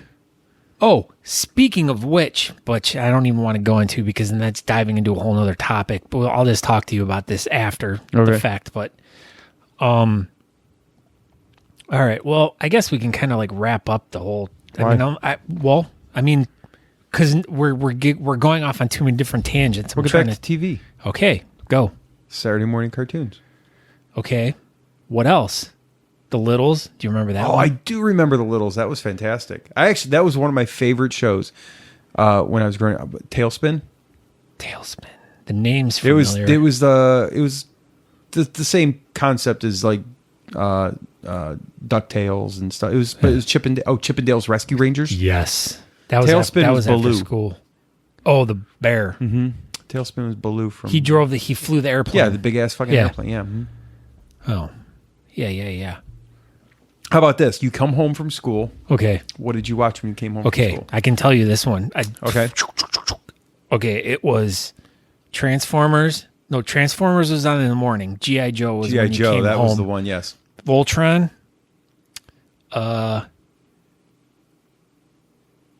It was in the morning it was Heathcliff, Transformers. Heathcliff and Marmaduke. Do you remember the combo there? No. Combo package? No, Heathcliff. Then it was Transformers, and then there was one more. Because the bus didn't pick me up till 8:30, but I'd have to get up at 6:30 every morning to watch cartoons. And that's, oh shit, what was it? It was the Jimmy Baker show. Jimmy, like the preacher? Yes. If you masturbate, you will get hair on your hand. God will strike you down. Yes, the Jimmy and Tammy Faye Baker. That bitch cried a lot. I know. So then 7 o'clock was Heathcliff. 7:30 to 8 was Transformers. And then I would get ready. Something was on. There was some like shave your beard? No. Because I wasn't growing yet. No. Also, it was when you were so then 3. you get home, and I had an hour bus ride home, so I didn't get home till You could have walked. I could have walked home faster than that. I was like the last one dropped off. But yeah, I'd get home at 4:30, so I'd miss the 4 o'clock. Yeah. Jeez. So you missed for the longest time. It was DuckTales. Yeah, was on there. I'd catch. Which the was a very end of very DuckTales. solid Nintendo game. I don't know if you ever played the DuckTales I think I Nintendo did, game. but it that was was a pretty good. solid game. You're DuckTales, Scrooge and then McDuck trying to Chip and Rescue Rangers. Yeah, they were. And whoa! Then you have Animaniacs. Which is one of the greatest cartoons that ever. gets in there. You know they have a Yakko, Wacko, and Dot Funko. No, really? I would have never guessed that. Shockingly. Shocking. Oh, Animaniacs was so good. Oh, it was actually cutting edge too. Pinky in the Brain. I love that. But there was a lot of stuff in. It was like Looney Tunes. If you go back and watch Looney Tunes now, there's a lot of adult humor in there. I like remember they dropped their nuggets. Like people are like, oh well, if you watch if you watch Little Mermaid, there's a penis, and they were dropping shit left and right, jokes left and right in Looney Tunes when we were little, and we didn't understand it.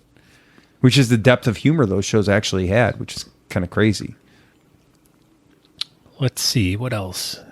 He-Man and Thundar the Barbarian. Oh yes, no He-Man, Thundercats. Well, what's that little shitty Orko? Is that what it was? No, in He-Man. Yeah, Or not in He-Man, in Thundercats. Lion-O! Oh, Lion-O! Snarf, snarf, snarf. Snarf, snarf. That's right. It was snarf. His name was Snarf. That's right. Yeah. Snarf, snarf.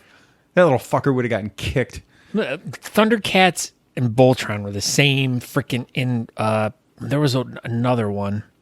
Well, Robotech too. Robotech was in. I remember that one. Robotech. Oh my God! Do you remember Mask? Yes, that was one of my favorites. That was good. Bruce Sato, lifter on. Matt Tracker. We did stiletto on. We did like my brother and I used to take Legos and we would make Mask type vehicles. Why don't you Legos. just buy them? We had them.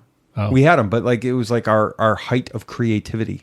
Oh. So with Legos and stuff, so we would sit there and we would make cars, and then like you would have like the little hinge things, and the hinge would come up, and like a little gun would come out, or it was like it was like Transformers. Well, it wasn't Transformers, but it was kind of like Transformers. No, yeah, Mask was that was the one show I really liked, and that one to this day I don't know why they're not making into a movie. Mask? Yeah, I heard they were going to. I mean, they're looking for so many ideas for shit to do. Let's do that. That would be good. Yeah, Mask would be really good, but it would hit a certain genre. Like, they haven't had a Thundercats movie. Gem I don't know if I actually would go see it. Gem. I wouldn't see that. That was another morning cartoon to. And you're missing the greatest morning cartoon or the greatest cartoon ever created. See if you come up with this one. Your mom. No, your mom. Oh. The Admiral. The greatest. Wait, give me some hints. Give me some real subtle hints. I'll get it. I'm not giving you any hints. Literally the greatest cartoon that was ever created.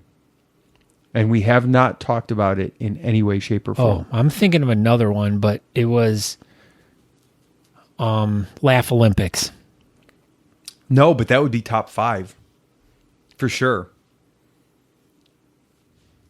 What was the one with Spider-Man, Firestorm, and Iceman? I don't know, but also in that top 5 is something that reminded me of, which is Super Friends. Yeah, Super Friends. Super Friends was amazing. Yeah. But you're still missing... Huh. Am I hot or cold? You're in the era. And actually with Laugh Olympics, you're fairly close. Jabberjaw. Nope. Let's see. We got Jabberjaw. We got Grape Ape. We have... You're missing... Am I even warm? Well, we're talking Laugh Olympics. I'm in Hanna-Barbera. Yeah, it's Hanna-Barbera. Okay. Hong Kong Fooey. Nope. We got, let's see who else. Was it Speed Buggy? Yeah, that was it. That was the other one I was trying to find. I'm like, the one with the car. Okay, but then we have missing it. You are swinging for the Dino Mutt and you are swinging for the fences. Blue Falcon and Dino Mutt. You are swinging for the fences and you are bunting right now. Oh shit. It was Scooby Doo. Thank you. Fuck you. Scooby Doo is the greatest cartoon ever created. Yeah, well, I did watch probably pretty much all of those, and it was one that I did look forward to every day. But are you kidding me? It was the greatest cartoon ever created. Why? You had mystery, you had Daphne, excitement, adventure. You had Daphne. A Jedi does not crave these things. You had Daphne. Daphne had red hair. Once again, red-haired girls are gross. You watch Scooby-Doo, and you tell me that Daphne's not hot.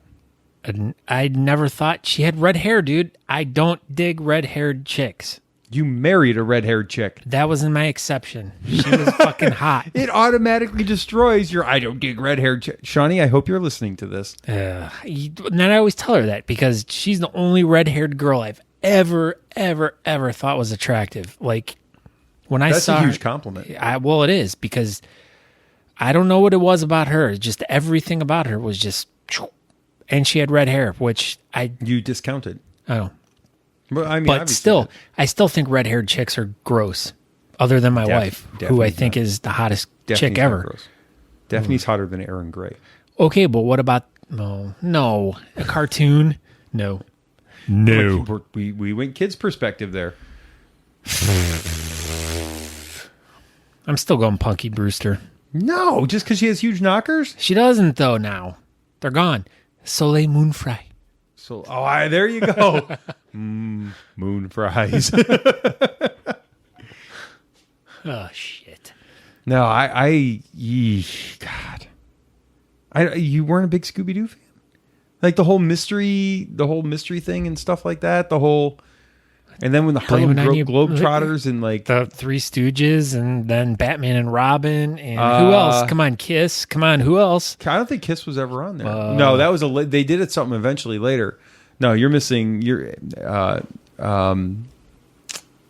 God, Van Dyke. What the hell is that guy's first name? I can't. Dick Van Dyke was on there. How about this one? Jerry Reed. Remember that one? Pretty Mary Sunlight. And they're like running away and Jerry Reed's like singing. Oh my God, those are classic. They are funny. They're not even funny. They're great. What about getting out of the cartoon aspect, but like what about the Banana Splits?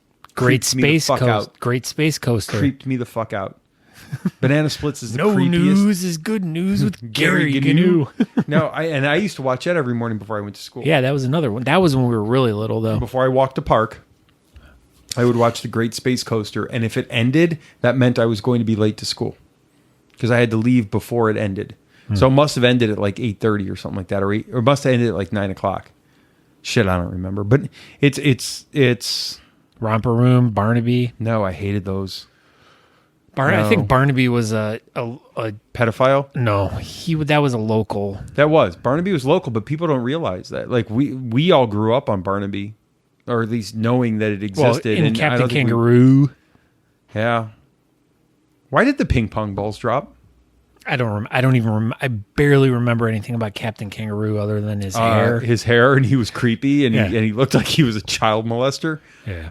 And then what else? Who was Barnaby? Wasn't he a decent? Wasn't he an actual actor? No, he was local, just like a news guy or something. Kind of like a Mr. Jingling thing that our parents talk about, but I don't fucking remember. Mr. Jingling, and once again, another local thing. That's the same thing. Well, Cleveland was huge. Well, no, and then the Browns came. Well, then they left, and then they came back, and then we got the Cavs and the Indians. But yeah, how about this one? The Monkeys. I love that though. I'm not talking the Monkeys though. I'm talking about if you're going back to Banana Splits, I'm gonna fucking donkey punch you. But that shit's creepy. Look that shit up on YouTube. That shit's creepy. I know it is. But God, I think it was on Banana Splits. The Monkeys. What was it? Oh, goodness gracious. Lancelot Link in the Evolution Revolution. I've heard of it, but I heard of it. I landed that one. You did. That was like a somersault, and I kind of wobbled the landing. You stuck the landing. No, you didn't. I mean, like your knees twitched a little bit, but I mean, it was still good enough to get a 10 out of the Russian judges. Oh, that was the Ukrainians would give you a 9.5 though. Lancelot Link in the Evolution Revolution. Now I loved that one. Oh, man, there's so many. There were so many different and great and now when you watch the programs or the cartoons and stuff that your kid watches now, do you get that same feeling? There's some. There are a couple. The Amazing World of Gumball cracks my shit up. Oh my God. We were watching that in the hospital the other day. It's funny. I was losing my shit with that one. It's funny. It's a good show. Well, what is it, Uncle Grandpa? I hate Uncle Grandpa. All right. That one's corny and stupid, and I kind of fucking hate it. I will. When Juliana's growing up, I thought SpongeBob was entertaining, but that was when she was watching like Dora the Explorer, and I'm like, oh God, I want to poke my fucking eyeballs out.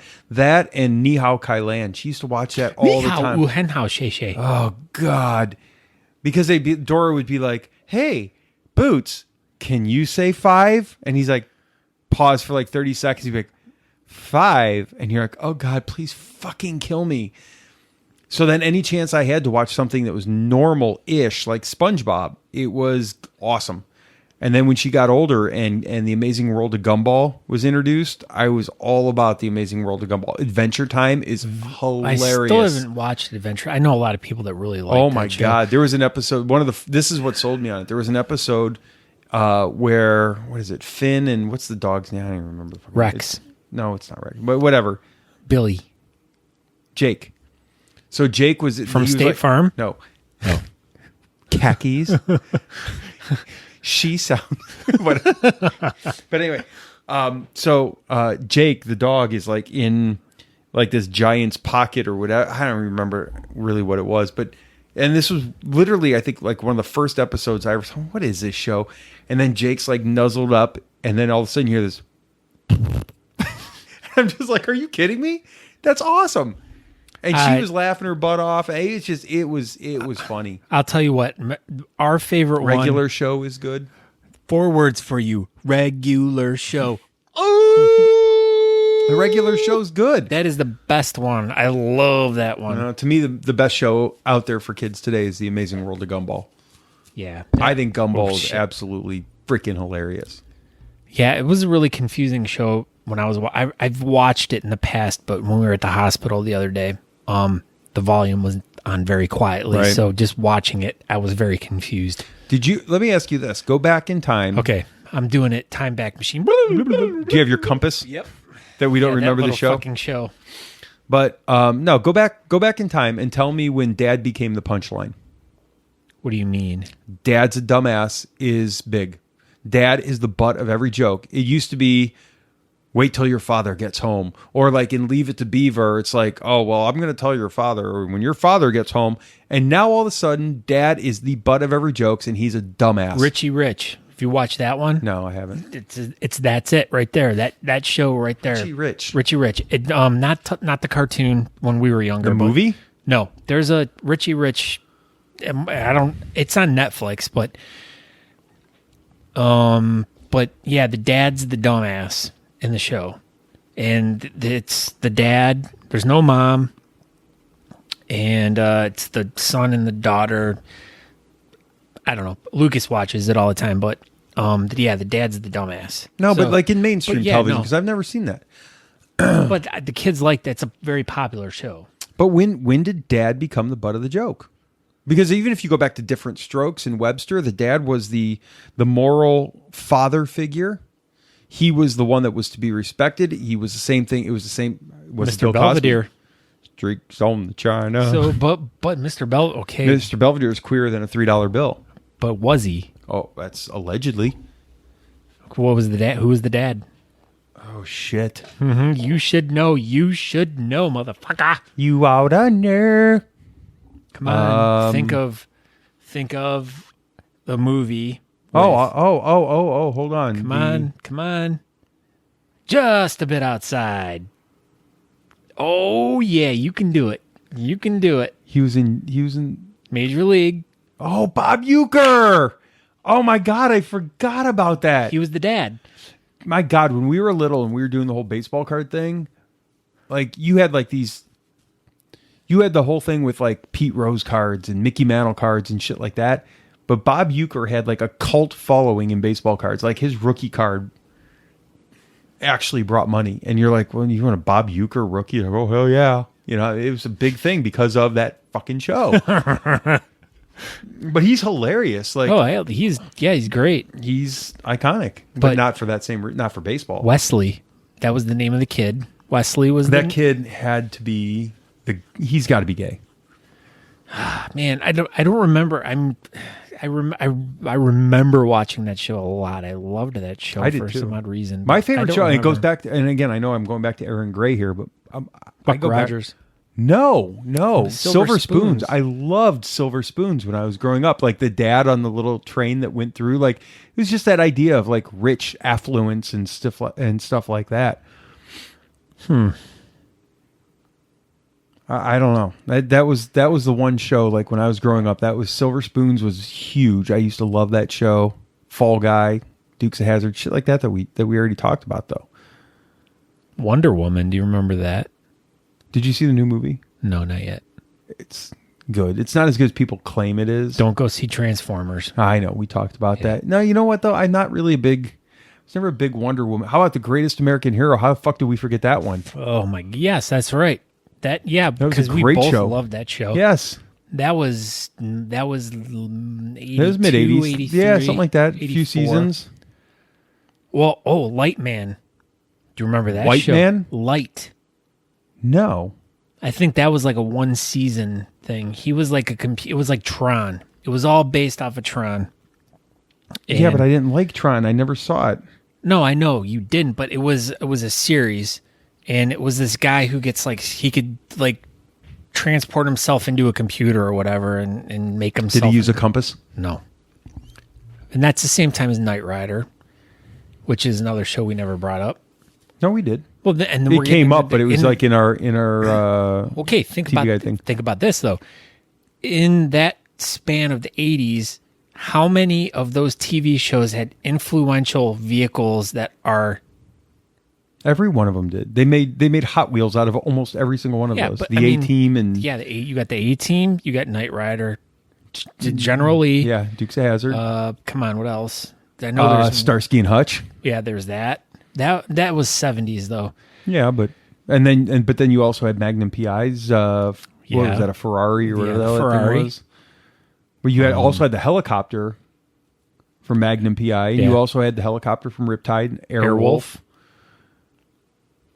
Yeah, I mean they made a big deal about that. Yeah, the Daisy Duke's Jeep. Cooter's tow truck. Cooter. Is it ironic that you had Daisy Dukes and Cooter at the same show? No, I don't get it. Oh, neither do I. Okay. That's just saying. Uncle Jesse shit wagon. Cut it out. Roscoe P. Coltrane. Coo, coo, coo. What was the name of the dog on that show? Dog on that. You give me a second, and I will definitely come up with this. I'm going to give you 5 seconds. 1,000, 2, 1,000, 3, 1,000. No, you can't count out 4. loud. Okay, I'll start again. Oh, fuck. Nope. Talk about something different, and do not give me in any way, shape, or form the answer, and I will come up with this. All right. Well, we could do a whole different show about TV shows and the animals that are on the show and what was the name of. That's another thing. It was a basset hound. I remember the dog. It was. Oh, fuck tards. All right, what was it? I give up. Flash. Damn it. I met Boss Hogg. Oh, yeah? Mm-hmm. Where? At the Autorama. Yep. And actually, the flashbulb moment, I met Boss Hogg, and that was the year that I got my black t-shirt with the Fall Guy logo, iron-on logo. A pretty solid Autorama right there. Yeah, that is pretty good. Yeah, and I don't know. Probably saw the General Lee. I don't fucking remember it. I remember seeing a huge monster truck where the tire was like 8 times the size of my head, or 8 times the size of my body. Did you know you can drive those things on water and they float?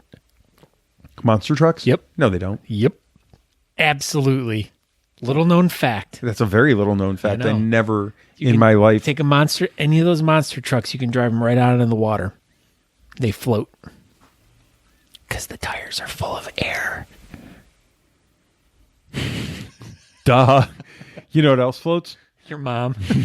Dead bodies. No, they don't. They sink to the bottom. No, they most certainly do. Did you ever not watch that show, Dexter? No. Oh. Well, they have oxygen. They have oxygen in them. They have to float. No, they don't. All the oxygen is gone. There's still got to be something in the. Do they? No. Do you know, according to Monty Python and the Holy Grail, the witches float? No, I don't know that. Do you know that those guys were actually historians? And we go back to movies. Those guys were actual historians. No, I did not know that. Yeah, that most of the stuff in that movie, I'm not going to say all of it because I can't really speak on all of it, but most of that stuff in that movie was actually accurate. Like when they were throwing livestock and stuff over the edge, you're like, look, they threw a cow. Okay, well, they might not have done that, but any garbage, any shit they had, they threw over the edges of castles to gross people out and to hit them and just get rid of everything they could get rid of. There you go. And that whole thing was based on the stupidity of like the witch trials and things like that they did. All right, well, whatever. So anyway, I think I'm almost out of TV shows. And I know I'm going to like leave here and I'm going to be like, wait, what am I missing here? I'm going to come up with something like, how did we not talk about Greatest American Hero? Yeah, well, and we overlooked that one, which was, I remember that one, like Lawrence Welk. Did you ever remember? No, watching I didn't that? watch Lawrence Welk. That was Sunday night. Lawrence Welk, take a bath, and when the Lawrence Welk show was over, then I had to go to bed. No, Chips. I never did Chips that. was Sunday night too. Maybe it was Lawrence Welk then Chips, and then I had Why to go would to you bed. do that to a child? Lawrence Welk, then Chips. Because we had 3 channels and that's all we could watch. And we liked it. We walked to school uphill both ways, and we liked it. Pretty much. Flibber-dee-dee. Well, it wasn't the fact that we liked it. It was we had no choices back then. It was like when you have like literally like 3 channels, you watch what the fuck is on. So, and anytime they played a movie, they play it over and over and over again. So shit. But let's see what else. What other? I'm trying to even think. Like, I honestly, One of my favorite shows, and we go back to something I already talked about, was Quantum Leap. I loved that You and show. I Eric like the were history, about that. but I like the history behind it. Like he'd go back to something, and then all of a sudden he'd be like in like 1960. That's why I like that 11/22/63. I'm telling you, it is a phenomenal show. Jennifer Connelly. All right, let's go back to that topic. What? Will Smith's kid? Women of the 80s that, Oh, yeah. or women of TV shows that were like drooling over, Yeah. Well, or in movies and music videos. Well, well, come that kind of goes in with the whole TV thing. I mean, MTV and I don't know, it kind of goes in there, doesn't it? I guess. Downtown Julie Brown. No. Oh. Kennedy. No, but tell me, and I don't even know. I couldn't tell you what this woman looked like to save my life. I couldn't pick her out of a lineup if I needed to. The show was called Voyagers. Oh, okay. I do vaguely remember that. There's a picture. Oh my God! I told the little shithead. Why did you say there was a little shithead with a fro? I don't remember that. I just remember the guy with the leather jacket. Oh my God! Is that on Netflix? No, but this is the show. That was a great show. Yeah, and he had the little. He had the pocket, and he popped the little pocket. Yes, It was like a pocket watch. But oh my God! But see, now that gives me a shitty memory. First episode, October 3rd, 1982. That gives me a shitty memory now, because that concept of that show reminds me of and again, we go back to movies. Reminds me of the movie Time Bandits, which makes me fucking creeped out. Time Bandits. That was a great movie. No, it had the same token 7 midget dudes that are in Kenny every Baker. video. Was Kenny Baker? I know Warwick Davis was in that. Yeah. Yes. But it was like Kenny Baker, Warwick Davis, and all the people that were in the safety dance video. Yes.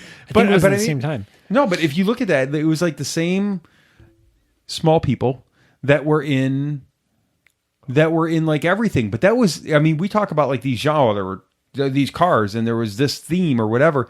Like that was a big thing. Like those same group of people. And you know what? I wonder if it was because of Warwick Davis and Kenny Baker. Because of how big they had become, that it actually became a thing. Like I wonder if they were desirable actors. This is just me brainstorming. I wonder if they become relatively desirable actors at that point. So the synopsis of the Voyagers, or Voyagers, is a member of a league of time travelers and a boy travel through time repairing errors in world history. So this would have been right up. I think I need to go watch that show. I wonder if it's on Hulu or something like that. I bet I can find it. It says it's on Amazon. See, I've got Amazon. I have Amazon Prime. Well, it might not be a Prime though. But if it's on Amazon. But then they have some other shows that we should check out. Like? How about this show? 8 is Enough. Do you remember that one? I hated that show. That little Nicholas. He was such a douche. This is his hair. I don't know what it was. I think he was obnoxious. Oh, look, Punky Brewster. She got big knockers. Different Strokes. We talked about that one. Johnny Quest. I hated that show. I didn't like it either. A Perfect Stranger. Oh, here we go. Here's another good one. Benson. Remember that one? You know what? I got a better one because Robert Guillaume. Where did Benson come from? That was, I do know that. Soap. Yep. That was a great fucking show. I liked Benson. I could not do Soap though. Really? Yeah. God, what were the two families? The Tates and that was a great I'm really show. surprised I got that. That was a great show because Mr. Belvedere. It was kind of groundbreaking. I mean, it was a spoof on soap operas. But I mean, you had great actors. Billy Crystal was in there. Billy Crystal was in Soap. God, that's another one I should just go back and just binge watch. God, what were the two? Look that up. What were the two families in? Here, I'll look it up. I don't know, but I'm looking up trivia about Mr. Belvedere right now. I don't know. Why? I don't know. It happened. It's like one of those things that just kind of Silver Spoons. Charles in Charge. Of my days, Webster. And my nights. Who's the boss? We talked about that one. Charles in charge of me. Okay. Here's another show that was totally forgotten. How about My Two Dads? I'm kind of gay. I know. I didn't like that one. Oh, I got one for you. The guy had the beard though. Ooh, there's no, one. I don't have one for you. Who's it? Do you remember the show Valerie? The Campbells and the Tates. There we go. These are the Campbells. These are the Tates. And this is Soap. Wayne Garth? Wayne Campbell. No. Oh, the show Valerie No, I don't know that. was originally the saga of a working mom raising her 3 sons alone while her pilot husband was away. After star Valerie Harper left the series, her role was filled by Sandy Duncan, no relation to Peter.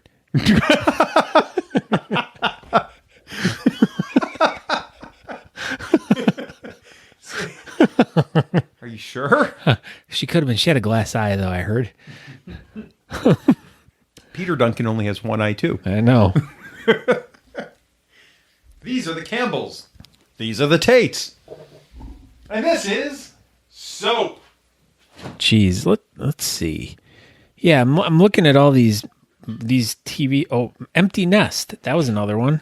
What was the one with Ted Knight? Where he had the puppet? Ted Knight. Oh, Ted Knight. Ted Knight from Caddyshack? And they lived in a house, and the one dude rented the apartment upstairs. Yeah. And he was a cartoonist, and he had a cow puppet. Oh, Ted Knight. Oh, my. Yes, I do remember that show. That was funny, too. And that was big for a while. Yeah, I'm not exactly sure. I remember watching that show. I can't remember the guy that was the dude that lived upstairs. I remember his name. But he was like a Jim J. Bullock. Yes, that's who it was. Straight out of the butthole on that one. Jim J. Bullock. He used to be on Tic-Tac-Toe, or not Tic-Tac-Toe, what was that? Hollywood Squares. Yes. He was the center square all the time. That was another. I mean, and that's what's going Too Close for Comfort. Yes, that's what it was. Yeah. That was a great show. That Ted Knight's just funny. He was awesome. And here's a weird story about Ted Knight. I remember like when he died, I remembered thinking, oh man, that's huge. Ted Knight. Like I remembered thinking that was a big deal. Oh, I just got reminded of another great show that I could not believe that we forgot. Remember Bosom Buddies? Oh yeah. That was a great show. Tom Hanks and Peter Scolari. Yeah. I have the worst taste in shit like that. When I used to watch Bosom Buddies, the one that I liked was Peter Scolari. I'm like, oh, Tom Hanks, he's all right. And he becomes this huge actor. Laverne and Shirley, I didn't like Laverne. I liked Shirley. Huh. Because I didn't like Lenny. I liked Squiggy. Because you liked Pat Benatar. Maybe. That's what I always put those two together. You put Shirley and Pat Benatar together? Yeah. Yeesh. They both had the same. They both had the same hairdo. I like short, dark-haired women. I guess you do. That's crazy. Huh. How about, okay, let's see. I got a nice well, let's see. Well, Ted Knight had his own show, the Mary Tyler Moore Show. Well, of course. Keep It in the Family. Give me a break. There was another. The Jeffersons, of course. Facts of Life. Should I bust this out on you now or later? What? Well, it has to stay off mic. Wait. Okay. Trapper John. But it fits. Well, how? All right, never mind. We'll wait till later. Newhart. Oh, Newhart. I'm Larry. This is my brother Daryl. This is my other brother Daryl.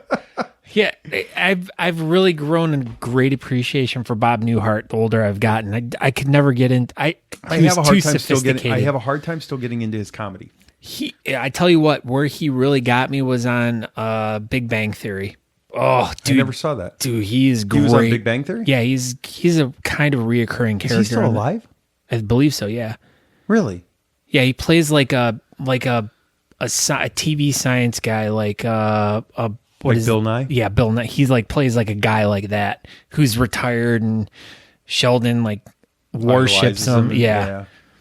But yeah, he's pretty funny. That's crazy. No, I remember. Oh my God, this is going to be the longest episode. We're at 2 hours right now, and we could probably go for another hour. I know we could, but the thing is where I already have about 30 minutes to cut off the beginning of this. So yeah. So let's just wrap this up because I don't want to. All right, we'll finish this. Let's do this. Let's do movies or something like that. Yeah, this is Men on TV. We'll do Men on Film.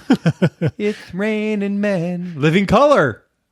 Yeah. Oh my God. Yeah, and then you're getting Mad TV. No, you're not, because Living Color.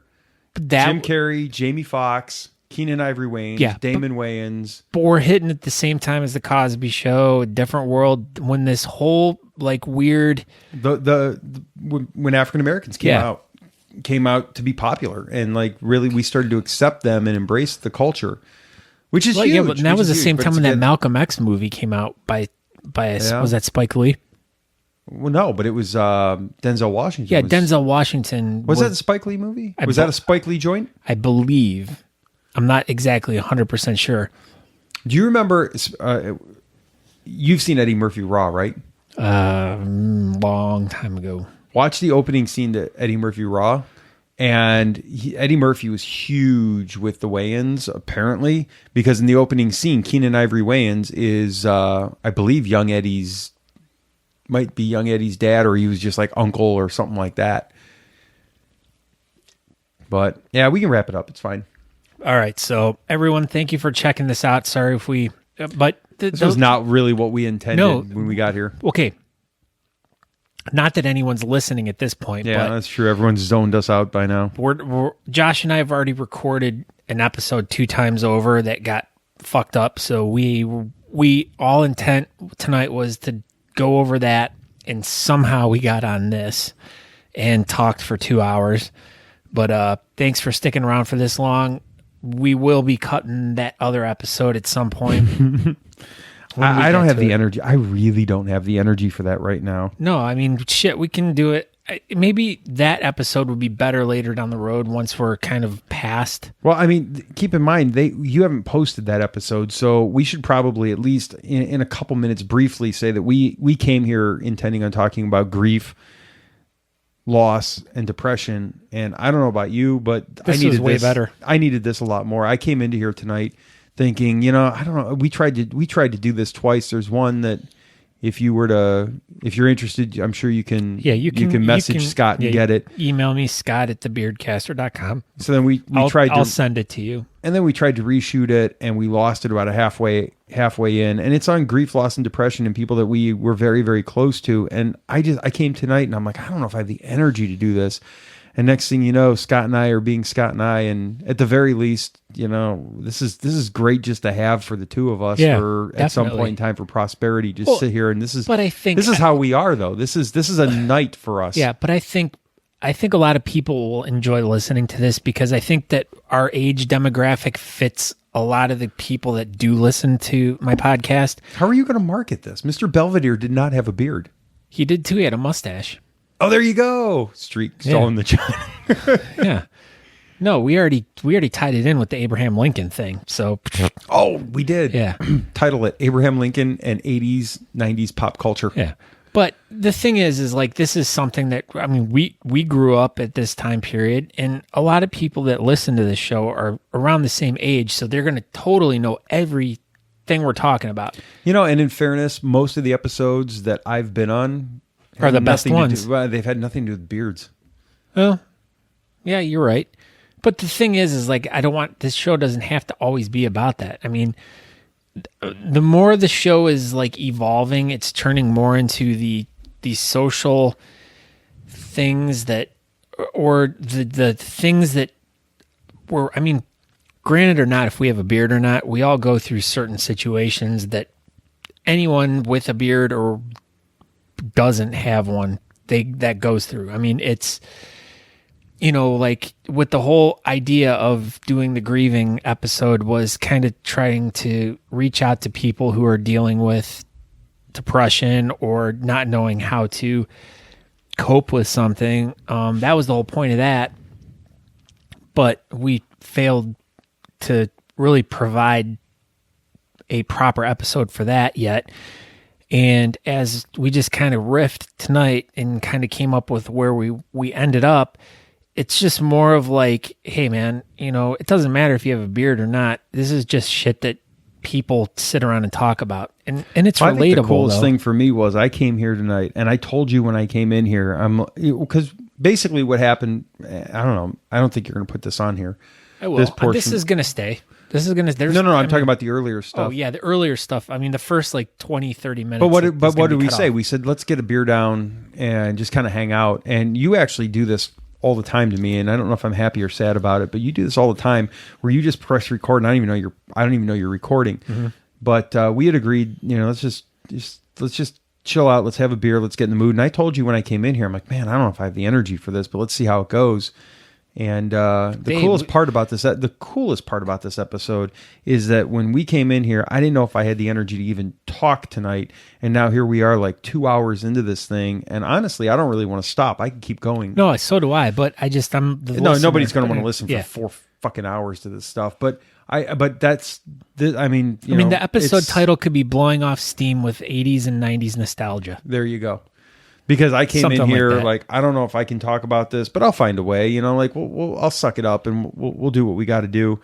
And we turned like this. Hey, let's talk about this a little bit. And I don't know about you, but this was highly therapeutic for me to not talk about it. To just come in here and just but that's been us for the past 2 weeks. That's all we've been talking about.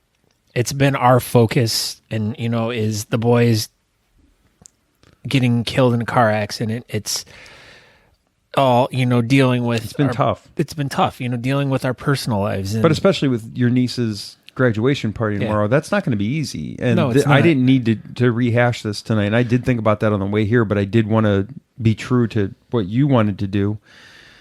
And I didn't really want to rehash it, but then I come here and I'm like, this gives me a lot of energy because this was fun. Yeah, like I said, it's just been heavy for us for the past 2-3 weeks, and and we've been trying to talk about it for the past 2 or 3 weeks, and we've been talking about it for the past 2 or 3 weeks. So, and this is the most normal it's been in the last 2 or 3 weeks. Absolutely. Which is the cool part about this episode. Absolutely, that's exactly it. So, I mean, if someone pulls something out of it, it's, hey, you know what? You might be going through a shitty patch in your life, but sometimes a great friend, and you can have a fantastic conversation about stupid shit like, hey, remember that TV show we watched when we were 8 years old? I mean, that's what this whole entire thing turned into. It was reminiscing about being young. It was about remembering the things that made you happy when you were a kid, TV and all that stuff. And that ultimately is what it is. That's all this is. Maybe that's what you call this, coping with grief. This has nothing to do with the actual grief itself, but this is how we cope. You have a few laughs, you have a few beers, and you sit down and we've had more than a few laughs. Yeah. Yeah. And someone else might listen to this and be like, wow, this is the dumbest shit. Okay. You know what? Sorry, this episode's not for you. Stop listening. Some people might be listening to this absolute to the bitter end to get to the They're like, where the hell's the beard shit come in? Yeah. Abraham Lincoln, go back 10 minutes. Yeah. Or 20, an hour. An hour. But yeah, I mean, hey, there's a bearded guy out there that had lost someone in the past couple weeks. I would not even try to relate this to grief and loss and depression. I would just say this was an episode of us just blowing off some steam and having a conversation we needed to have. This was for us. Okay. That is it. Hashtag for us. Hashtag for us.